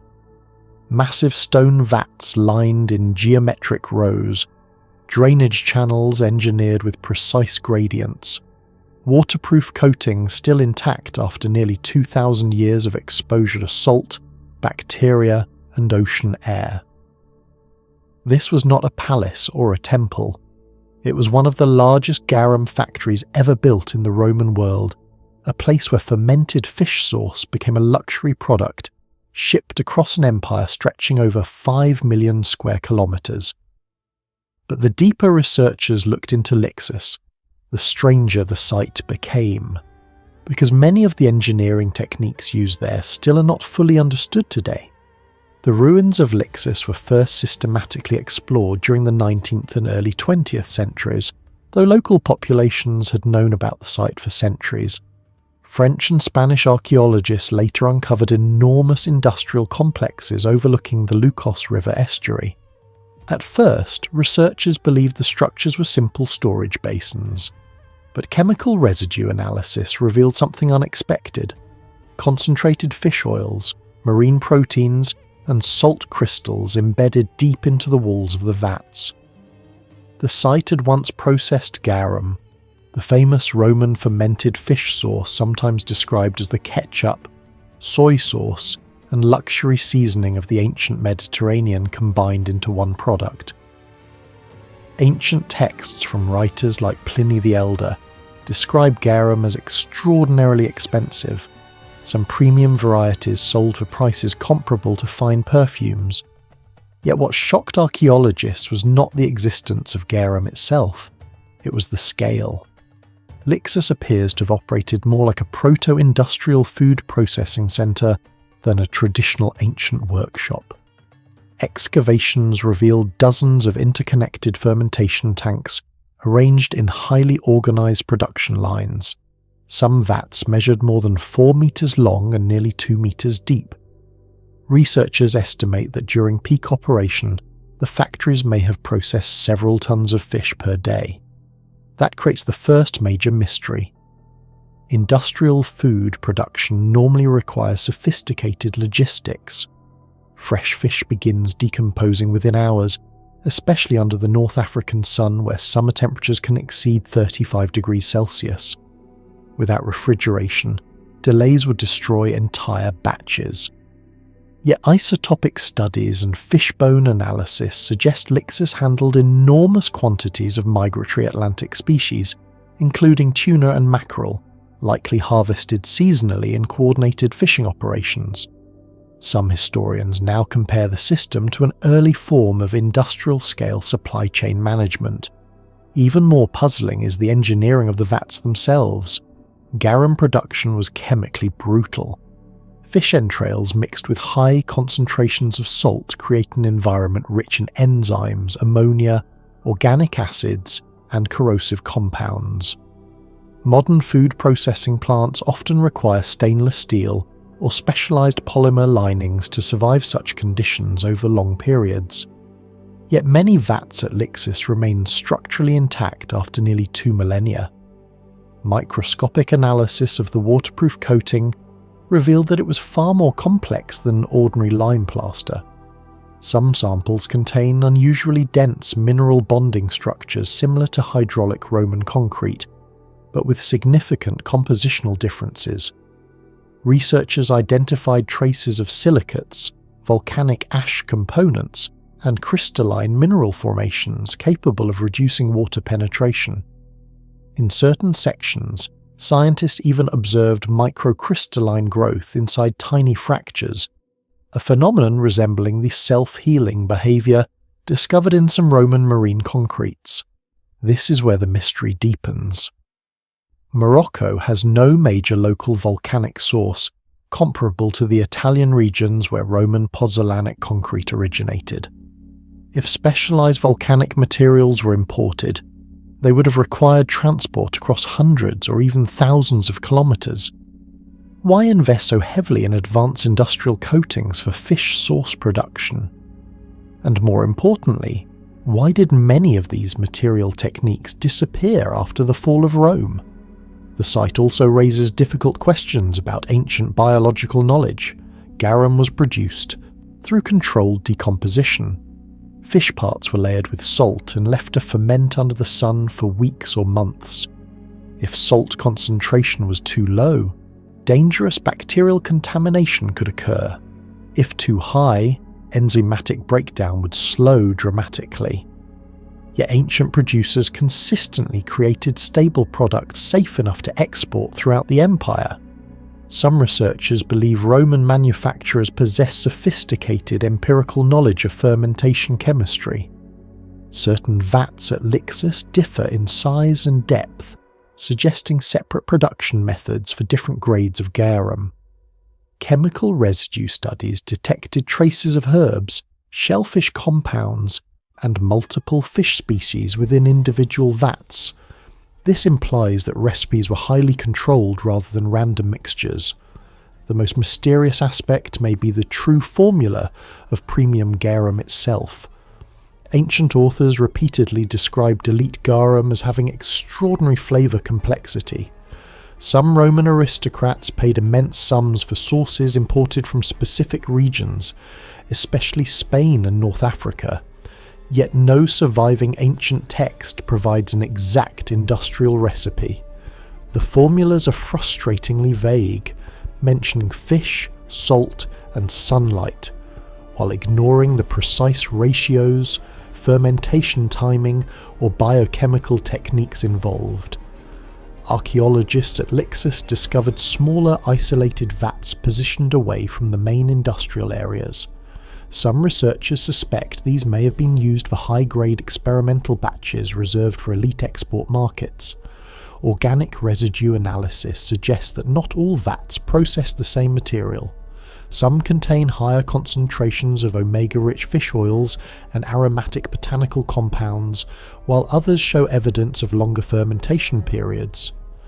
Modern experimental archaeologists attempting to recreate ancient garum have encountered a surprising problem. Reproducing the flavour profiles described in Roman texts is extraordinarily difficult. Even when using similar fish species and salt ratios, modern reconstructions often fail to achieve the same chemical balance. This has led to speculation that Roman producers may have manipulated fermentation conditions with far greater precision than previously believed. One controversial theory suggests that ancient manufacturers unintentionally created highly concentrated glutamate compounds, natural flavour enhancers chemically similar to modern MSG. Fermentation breaks proteins into amino acids, especially glutamic acid, which produces the umami taste associated with soy sauce, Parmesan cheese, and fermented seafood. Laboratory tests on reconstructed garum samples revealed glutamate levels surprisingly close to some modern fermented condiments. If true, Roman producers may have mastered biochemical flavour engineering nearly 2,000 years before the scientific discovery of amino acids. But there is another unresolved problem. Garum factories should have been unbearable places. The decomposition of fish in massive quantities produces overwhelming odour and dangerous bacterial activity. Yet Lixus contained nearby residential and ceremonial districts, surprisingly close to the industrial zone. Some archaeologists now believe the city's layout exploited Atlantic wind currents to disperse fermentation gases away from populated sectors. The vats were positioned to maximise ocean airflow, functioning almost like passive industrial ventilation systems. Several drainage channels also appear carefully angled to remove contaminated liquids rapidly before stagnation could occur.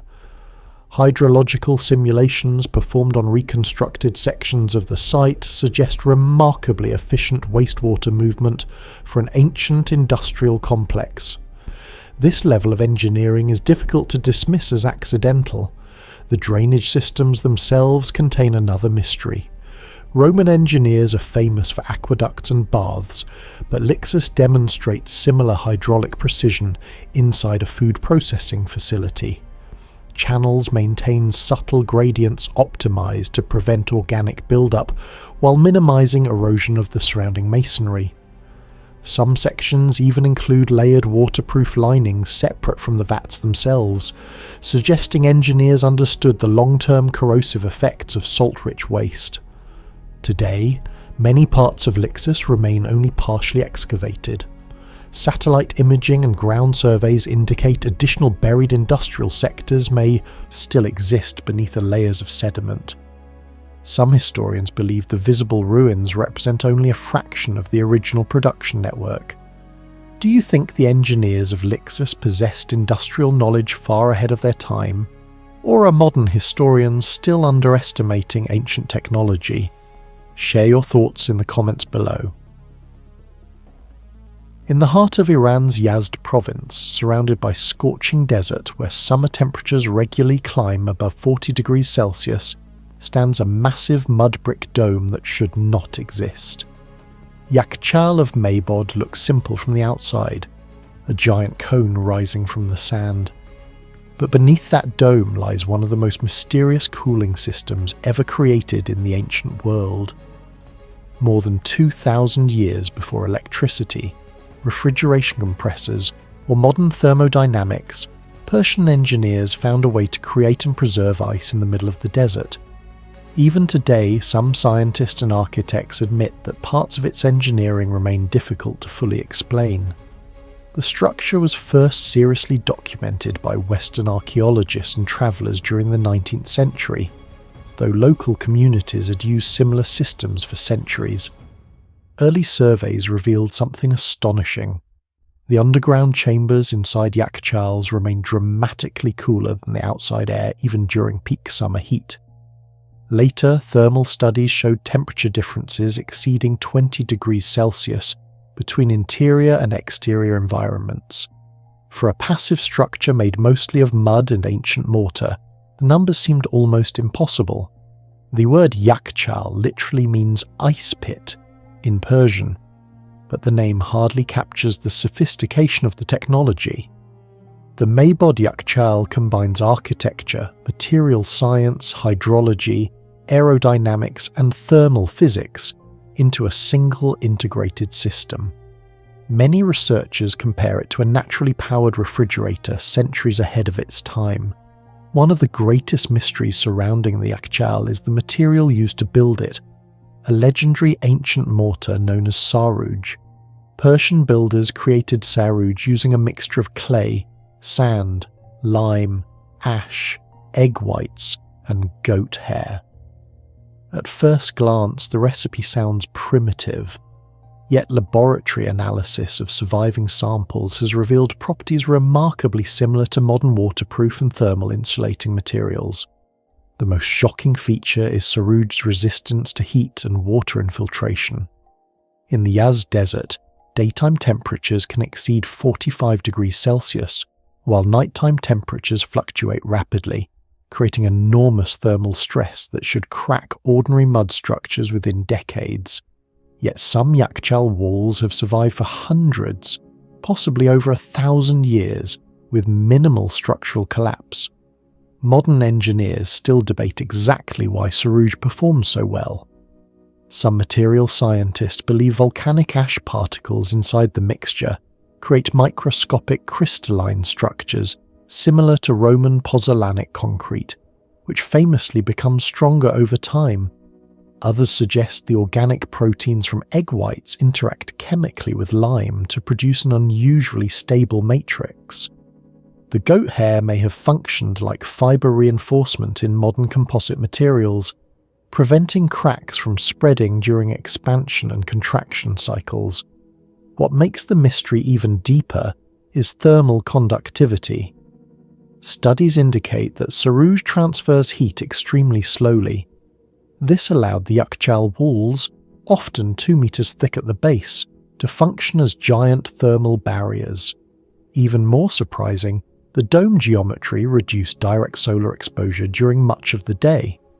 Some researchers estimate the combined insulation system rivaled certain modern passive cooling techniques. But the material alone does not explain the impossible part: how ancient Persians actually created ice in the desert. The answer appears to involve a phenomenon modern physicists call radiative cooling. During winter nights, shallow pools of water were spread beside long shadow walls constructed near the Yakhchal. These walls blocked sunlight during the day, keeping the water relatively cool before sunset. At night, the dry desert atmosphere allowed heat to radiate rapidly from the water into the open sky. Under the right conditions, surface temperatures of the water dropped below freezing even when air temperatures remained slightly above 0 degrees Celsius. Thin sheets of ice formed overnight.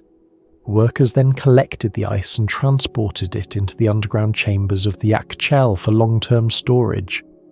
This principle sounds almost futuristic because radiative cooling has become a major area of modern research.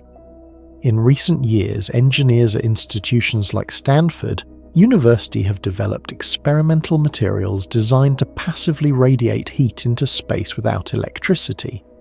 Yet Persian engineers were already exploiting the same physical principle more than 2 millennia ago using only mud, geometry, and environmental observation. The underground design of the Yakhchal added another layer of mystery. Most of the storage chamber sat below ground level, where temperatures remain naturally more stable. Cold air, being denser, sank downward while warmer air rose toward the upper dome. This created continuous natural convection without mechanical ventilation. Modern computational fluid dynamics simulations suggest the airflow inside some Yakhchals was surprisingly efficient. In effect, the structure behaved like a passive climate control machine. Some sustainability architects now describe Yakhchals as ancient prototypes of zero-energy cooling systems. The engineering becomes even more advanced when connected to Qanats, the underground water tunnels of ancient Persia. Qanats transported cold groundwater from distant mountains across dozens of kilometers beneath the desert. As air passed through these underground channels, evaporation and thermal exchange cooled it further before entering the storage chamber. Essentially, the Persians combined groundwater cooling, radiative freezing, subterranean insulation, and aerodynamic airflow into one integrated environmental machine. The system required almost no external energy source beyond gravity and natural temperature cycles. This level of environmental engineering raises uncomfortable questions about ancient technological knowledge. The builders possess no modern thermodynamics equations, no refrigeration theory, and no computerized climate models. Yet through observation and experimentation, they achieved results that resemble principles used in modern sustainable architecture. Some researchers argue the Yakhchal represents accumulated practical knowledge developed over centuries. Others believe ancient civilizations may have understood environmental physics far more deeply than historians once assumed. The precision of the structures suggests careful empirical optimization. Certain Yakhchals were positioned with extraordinary attention to prevailing winds, solar angles, and thermal shading patterns. The storage capacity itself was enormous. Some Yakhchals could preserve massive quantities of ice throughout the entire summer season. Historical records describe ice being used not only for preserving meat and fruit, but also for producing chilled drinks and frozen desserts for Persian nobility during extreme desert heat. The fact that large volumes of ice survived months of scorching temperatures remains one of the system's most astonishing achievements. Even with modern physics explaining the mechanisms individually, the overall efficiency of the integrated design continues to impress engineers today. Comparisons with other ancient technologies make the Yakhchal even more extraordinary. Roman Hipparcos systems heated buildings using underfloor airflow. Egyptian wind catchers improved ventilation. Nabatean civilizations mastered water management in Petra. But the Yakhchal uniquely combined multiple environmental control technologies into a structure capable of manipulating temperature itself on a massive scale. Today, as climate change and global energy consumption push modern cities toward crisis, researchers are revisiting ancient cooling systems for inspiration. Passive cooling architecture has become a rapidly growing field because air conditioning already accounts for nearly 10% of global electricity use, according to the International Energy Agency. Ironically, the future of sustainable cooling may partially depend on rediscovering ideas perfected by Persian engineers thousands of years ago. Do you think the Yakhchal was simply an ancient ice storage system, or evidence that ancient civilizations understood environmental engineering far beyond what we once believed? Share your thoughts in the comments below.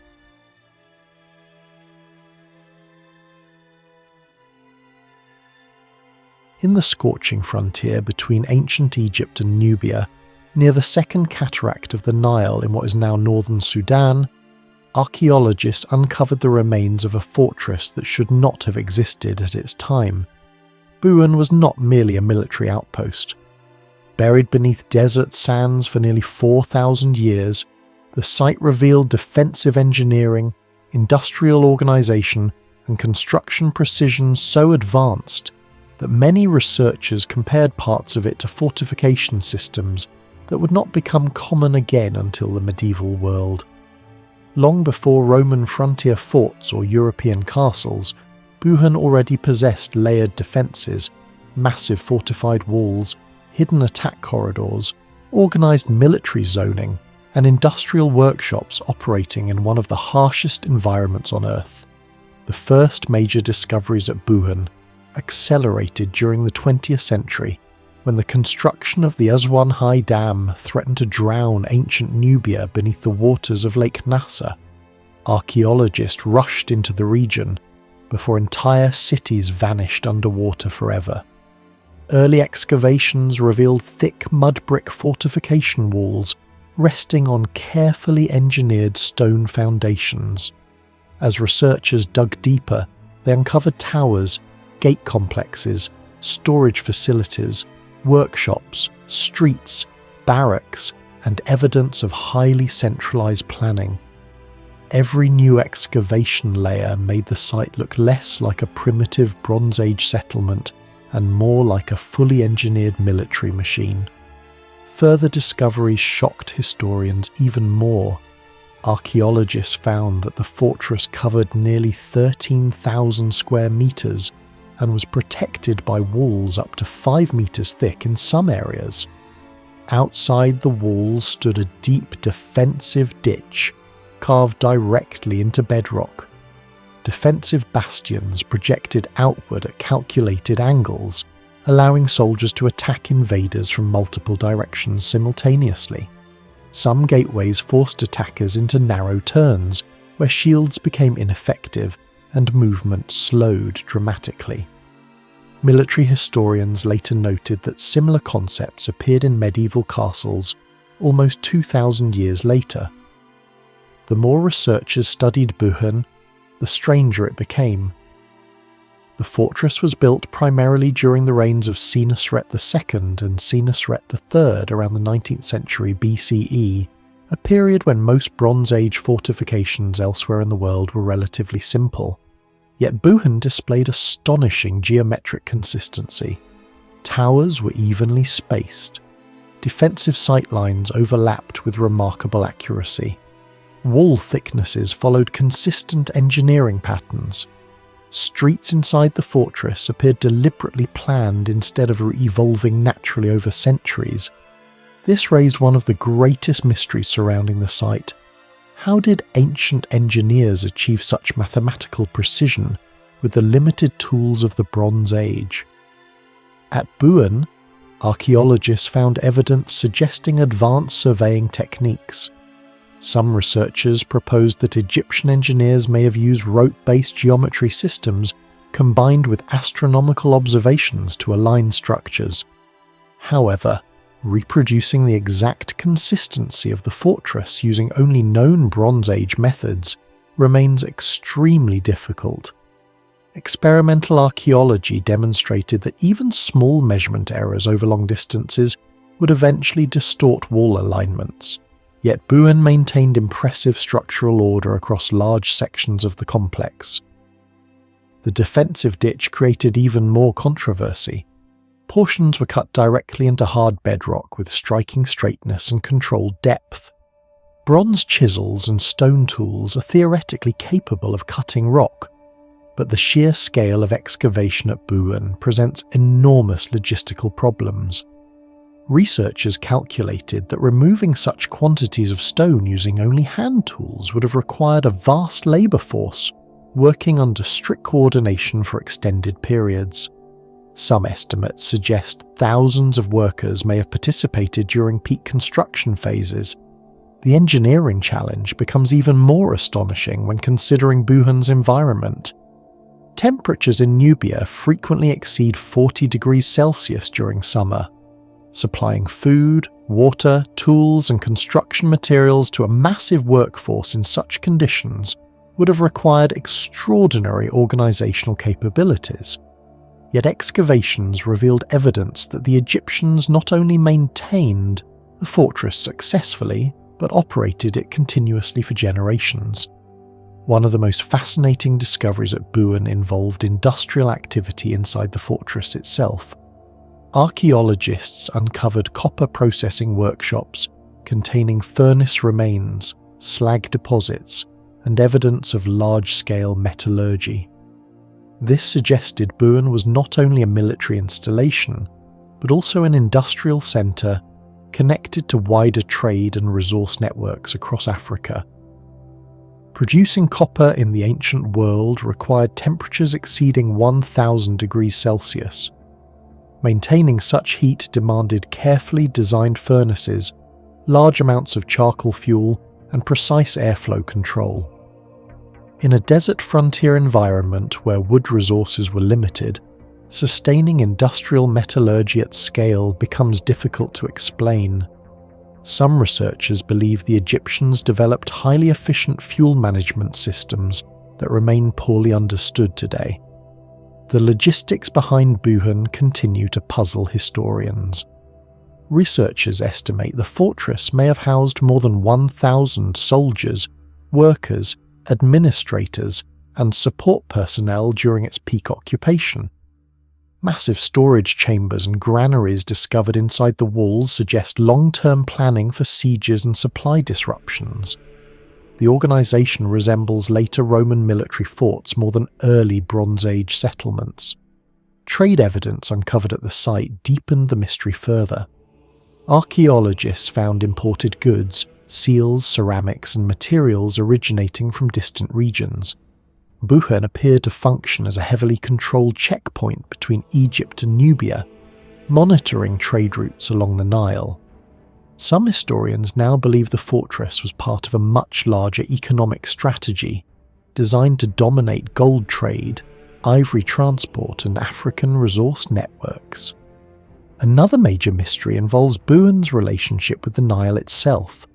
The fortress stood near dangerous cataracts where river navigation became difficult. Some excavated structures suggest protected access routes to water sources during times of siege. Researchers discovered partially hidden passages and carefully positioned walls near the riverbank, though much of the evidence disappeared before complete excavation could occur. Certain engineers studying the site proposed that Buhen's builders possessed an advanced understanding of Nile flood behaviour. Defensive walls appear positioned to resist erosion and seasonal water pressure over long periods. Considering the unpredictability of the Nile in ancient times, this implies generations of accumulated environmental observation and hydraulic knowledge. Even the location of the fortress raises difficult questions. Buhen occupied a naturally defensive position overlooking critical sections of the Nile corridor. However, some structural alignments appear too deliberate to be purely practical. A number of researchers suggested possible astronomical orientations connected to seasonal solar positions or navigation references used by Nile travellers. While these theories remain debated, they add another layer to the growing mystery surrounding the fortress. Comparisons with other ancient military sites only make Buhen appear more unusual. Many Bronze Age fortifications in Mesopotamia, Anatolia, or the Levant relied on simpler perimeter walls and less integrated defensive systems. Buhen, by contrast, combined layered military architecture, industrial infrastructure, environmental adaptation, and centralized planning into a single coordinated complex. What do you think was the greatest mystery behind Buhen Fortress? Its impossible engineering precision, its advanced military design, or the industrial systems hidden in the desert? Share your thoughts in the comments below. On the rocky outskirts of Amman, Rujm al-Malfuf looks almost insignificant from a distance, a small circular stone tower rising from dry hills. But for archaeologists, the structure has become one of the strangest architectural mysteries in Jordan. Its walls are unnaturally precise for an ancient dry stone structure. Its circular geometry shows surprisingly low construction error, and after nearly 2,000 years of earthquakes, erosion, and extreme desert temperature shifts, much of the tower still stands. The site was first documented during archaeological surveys around Amman in the 20th century, when expanding urban exploration began uncovering forgotten Nabatean and Roman period remains across the region. At first glance, researchers assumed it was a simple watchtower. But as measurements and structural analysis continued, the tower began raising questions far beyond military architecture.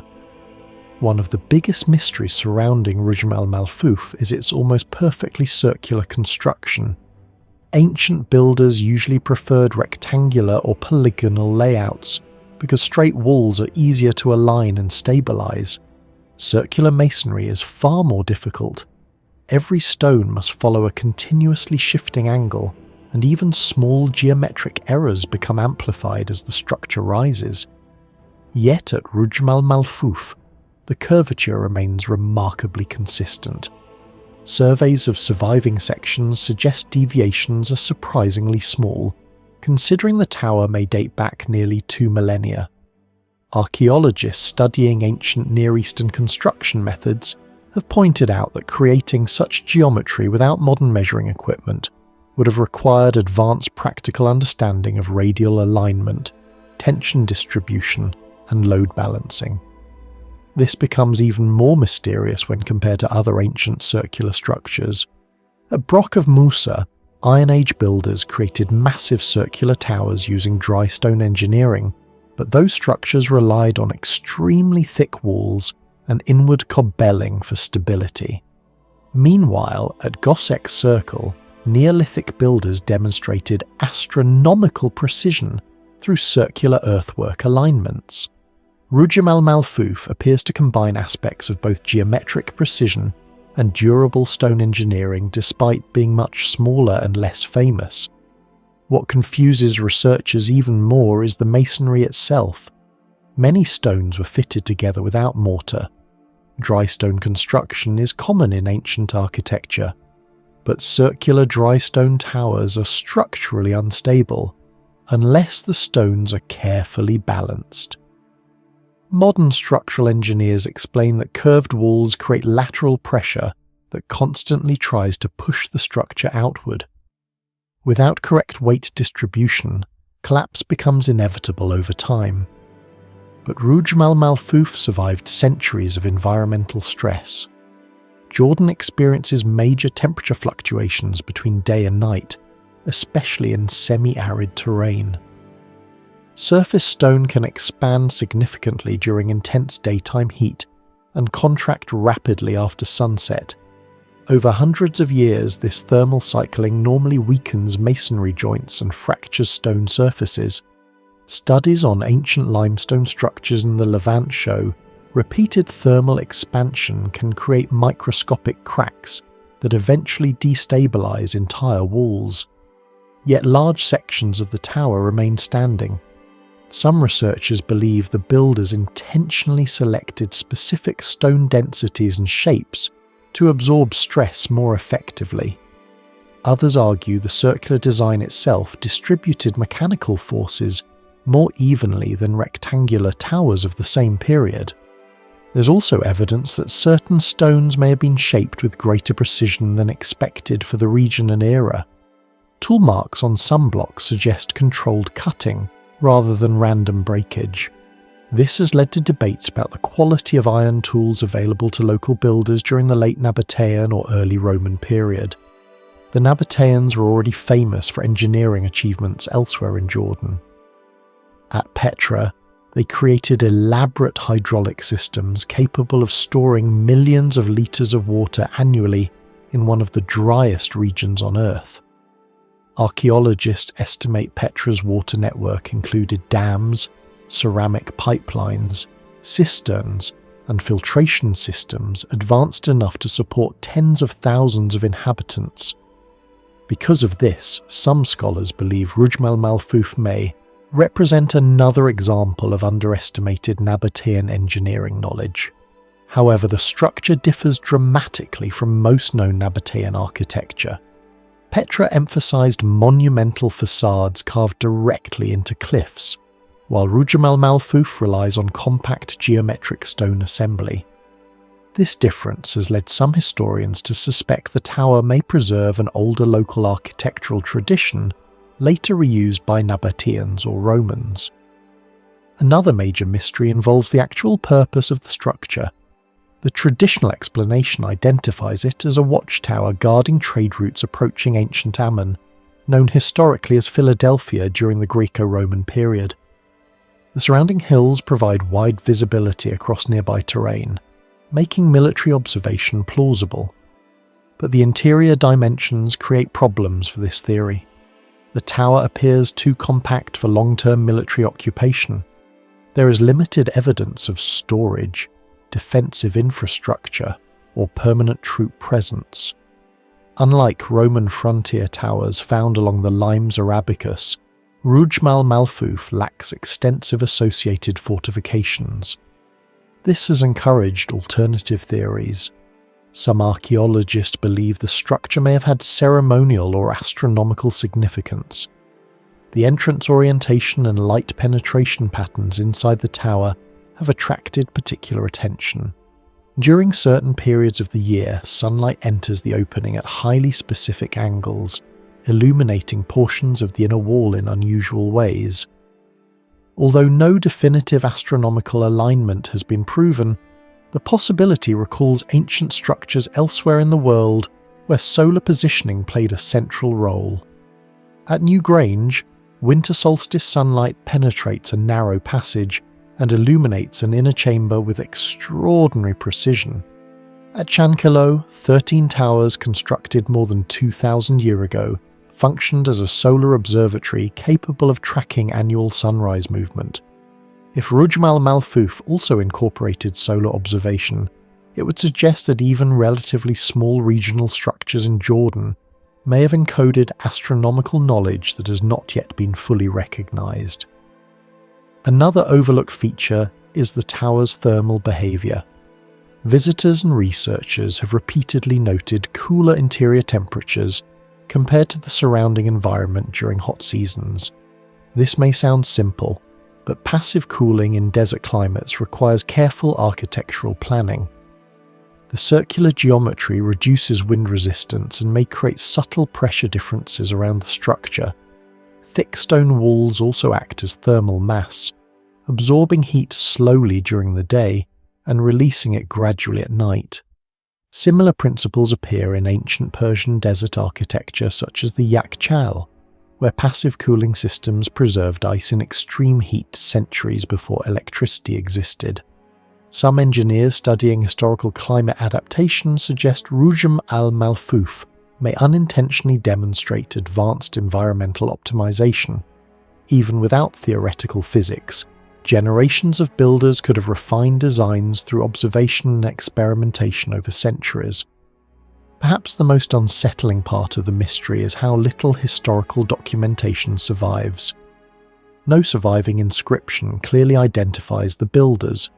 No surviving manuscript explains the tower's purpose.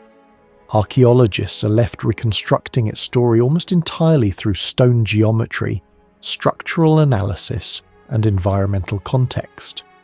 This absence of written evidence creates a historical void, and within that void, the tower becomes more than a forgotten ruin. It becomes evidence of how much ancient technical knowledge may have disappeared completely. Do you think Rujm al-Malfuf was really just a watchtower?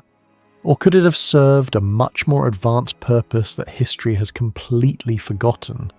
Share your thoughts in the comments below.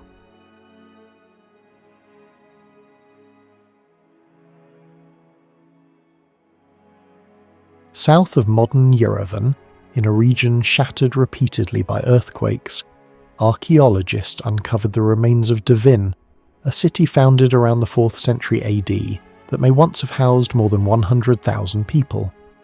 At its peak, Dvin controlled trade routes connecting Byzantium, Persia, the Arab caliphates and Central Asia.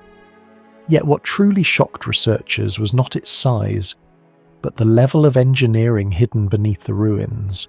Massive industrial districts, advanced hydraulic systems, earthquake-resistant construction, metallurgical evidence suggesting extremely high-temperature production. Some researchers now argue Dvin functioned less like a medieval settlement and more like an organised technological hub. For centuries, locals believed the site was nothing more than a series of strange mounds scattered across the Armenian plain. Systematic excavations began in the 20th century, especially during Soviet archaeological campaigns in the 1930s and 40s. What emerged was not a small fortress town, but layer upon layer of buried urban infrastructure. Archaeologists discovered roads, marketplaces, bath complexes, underground water systems, workshops, churches, palaces, and defensive walls stretching across several square kilometres. Every new excavation revealed another layer beneath the previous one, showing the city had been repeatedly rebuilt after invasions and earthquakes. But the deeper researchers dug, the stranger Dvin became. Dvin stood in one of the most seismically dangerous regions of Eurasia. Modern Armenia still experiences devastating earthquakes, including the 1988 Spitak earthquake, which killed over 25,000 people. Yet Dvin survived for centuries despite repeated seismic destruction. Excavations revealed that many foundations were not built directly onto hard stone. Instead, builders used layered construction methods involving volcanic tuff, compacted gravel, ash mixtures, and flexible mortar. Some walls contain tiny intentional gaps between stone blocks, allowing slight movement during tremors. Modern structural engineers notice similarities between these ancient methods and modern seismic dampening principles. Certain foundation systems appear designed to distribute shock waves rather than resist them rigidly. In some sectors, walls leaned inward at subtle angles, increasing stability under horizontal stress. The mystery is not that ancient builders understood earthquakes. The mystery is how refined their solutions became without modern mathematics, steel reinforcement, or geological science. Some historians believe Dvin inherited forgotten construction traditions from earlier Armenian kingdoms, possibly even techniques influenced by Eurasian or Persian engineering. But no surviving manual explains the methods used. One of the most advanced features of Dvin was hidden underground. Archaeologists uncovered an extensive hydraulic network consisting of ceramic pipes, drainage tunnels, reservoirs, pressure control channels, and filtration systems running beneath major sections of the city. In some areas, the water channels maintained gradients so precise that elevation differences changed only a few centimeters across long distances. That level of precision is difficult even with modern surveying equipment. Yet Dvin's engineers achieved it using little more than geometry, weighted lines, and observation. Researchers also found evidence that the system functioned through harsh Armenian winters, when freezing temperatures could destroy ordinary pipelines. Certain reservoirs contained waterproof coatings whose exact chemical composition remains debated. Analysis revealed mixtures containing volcanic ash, lime compounds, and organic additives that created unusually durable water-resistant surfaces. Comparisons have been made to Roman hydraulic engineering, especially the aqueduct systems of cities like Caesarea and Constantinople. But Dvin was operating in a colder, harsher, more earthquake-prone environment. The question becomes unavoidable. How did a medieval city in the Caucasus achieve infrastructure stability comparable to some of the greatest urban centres of antiquity? Dvin was not chaotic, it was planned. Excavations show that the city was divided into specialized districts, industrial zones, elite residential sectors, military areas, religious centers, trade corridors and large storage complexes. Defensive walls formed multiple rings around the urban core, while roads connected directly to caravan routes crossing Armenia. Some historians estimate that Dvin handled enormous volumes of international trade between East and West. Coins from Byzantium, Sasanian Persia, the Abbasid Caliphate and Central Asia have all been discovered at the site. But what truly surprised archaeologists was the scale of logistical organisation required to support the population. Feeding over 100,000 people in a highland environment would have required stable supply chains, food preservation systems, taxation structures, and advanced administration. Several underground storage chambers appear specifically designed to regulate humidity and temperature.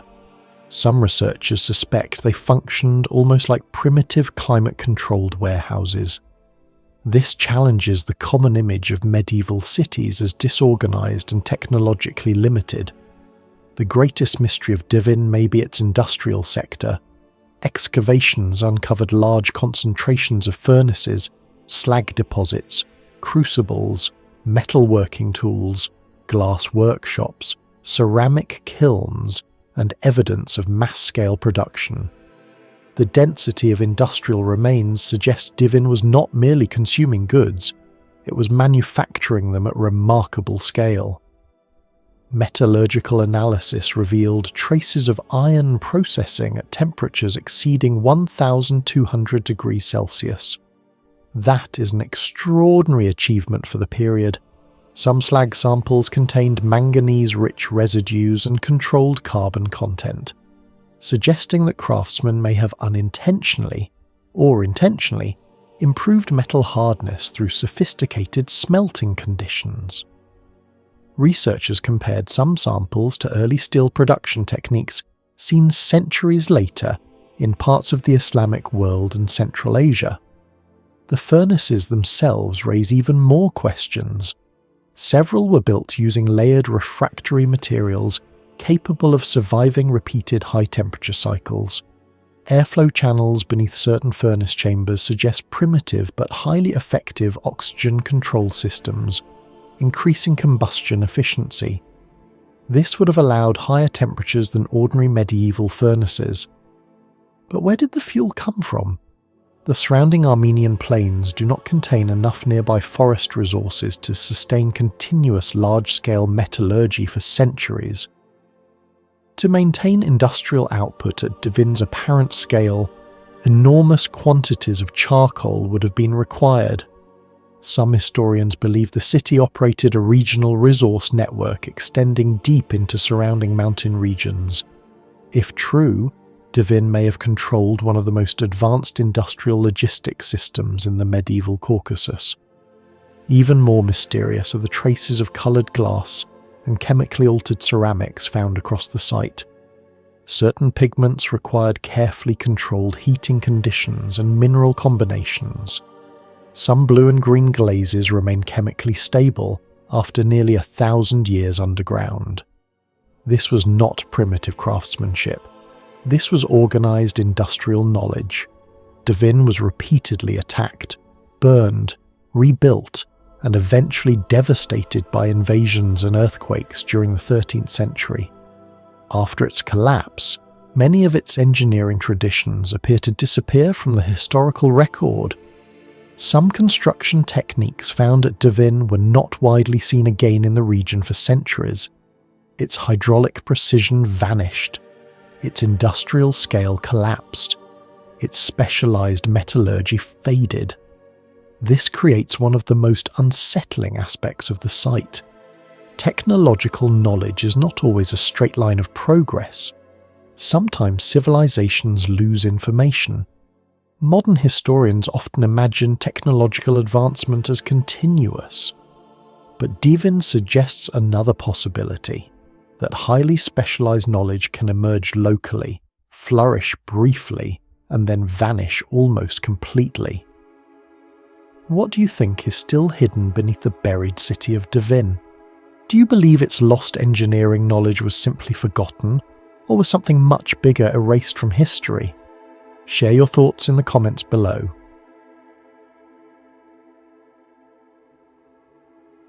Steep cliffs and dry stone valleys of the Zagros Mountains in northern Iraq surround Rabana-Merquly, a massive ancient fortress city that many archaeologists believe belonged to the Parthian Empire more than 2,000 years ago.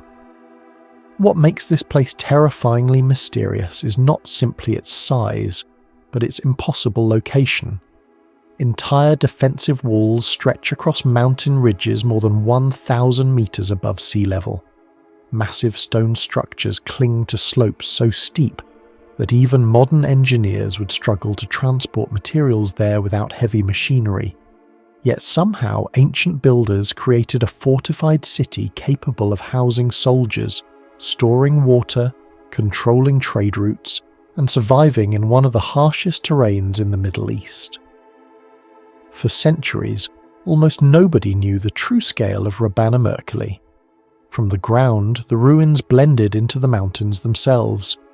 But once drones, satellite imagery, and aerial surveys were used in the 21st century, archaeologists realized the site was far larger and more sophisticated than previously believed. Suddenly, what appeared to be scattered ruins became evidence of one of the most strategically engineered mountain fortresses of the ancient world. The first modern observations of the site were made during surveys in Iraqi Kurdistan in the late 20th century, but the terrain made systematic excavation extremely difficult. Early explorers only identified scattered stone walls and isolated ruins. At first, researchers believed the site was merely a small military outpost. Later expeditions revealed something much larger. Archaeologists discovered defensive walls stretching nearly 4 kilometers across mountain slopes. This changed the interpretation completely. Rabana-Merquly was no minor outpost. It was a fortified city controlling a major corridor through the Zagros Mountains.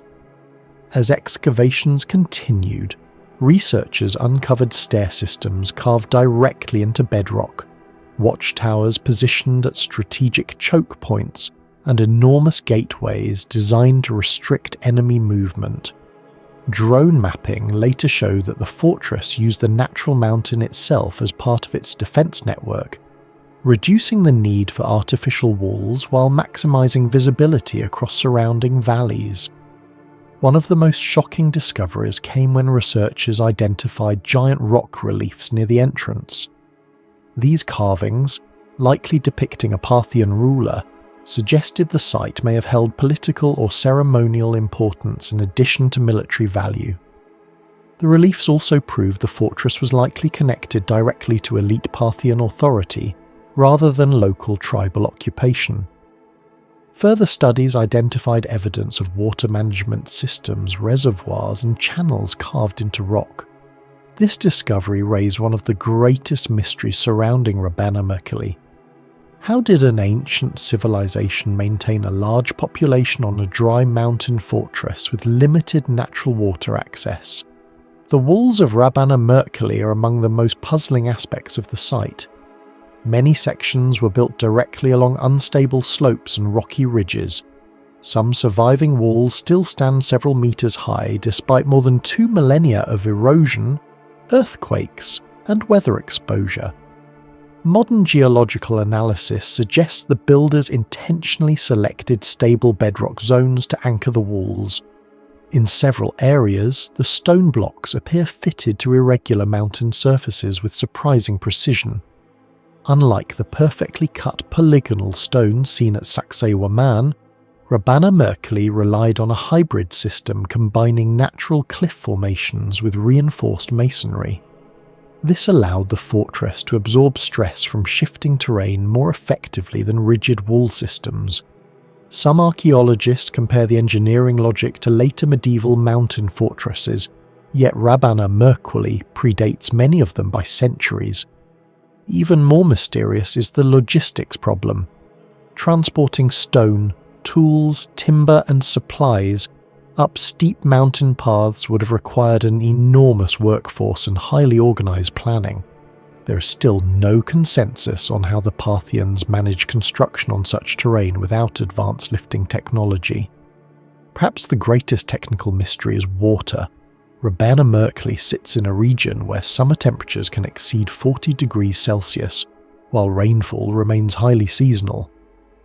A fortress city housing hundreds or possibly thousands of people would have required enormous water reserves. Excavations revealed reservoirs and channels integrated directly into the mountain landscape. Researchers believe rainwater collection played a major role, but the scale of the system suggests more advanced hydraulic planning. Some channels appear angled with precise gradients, allowing water to move through gravity-fed systems similar to those used by the Nabateans at Petra. Hydrologists studying the region estimate that maintaining a population of even 1,000 people would require tens of thousands of litres of water per day when accounting for drinking, food preparation and animals.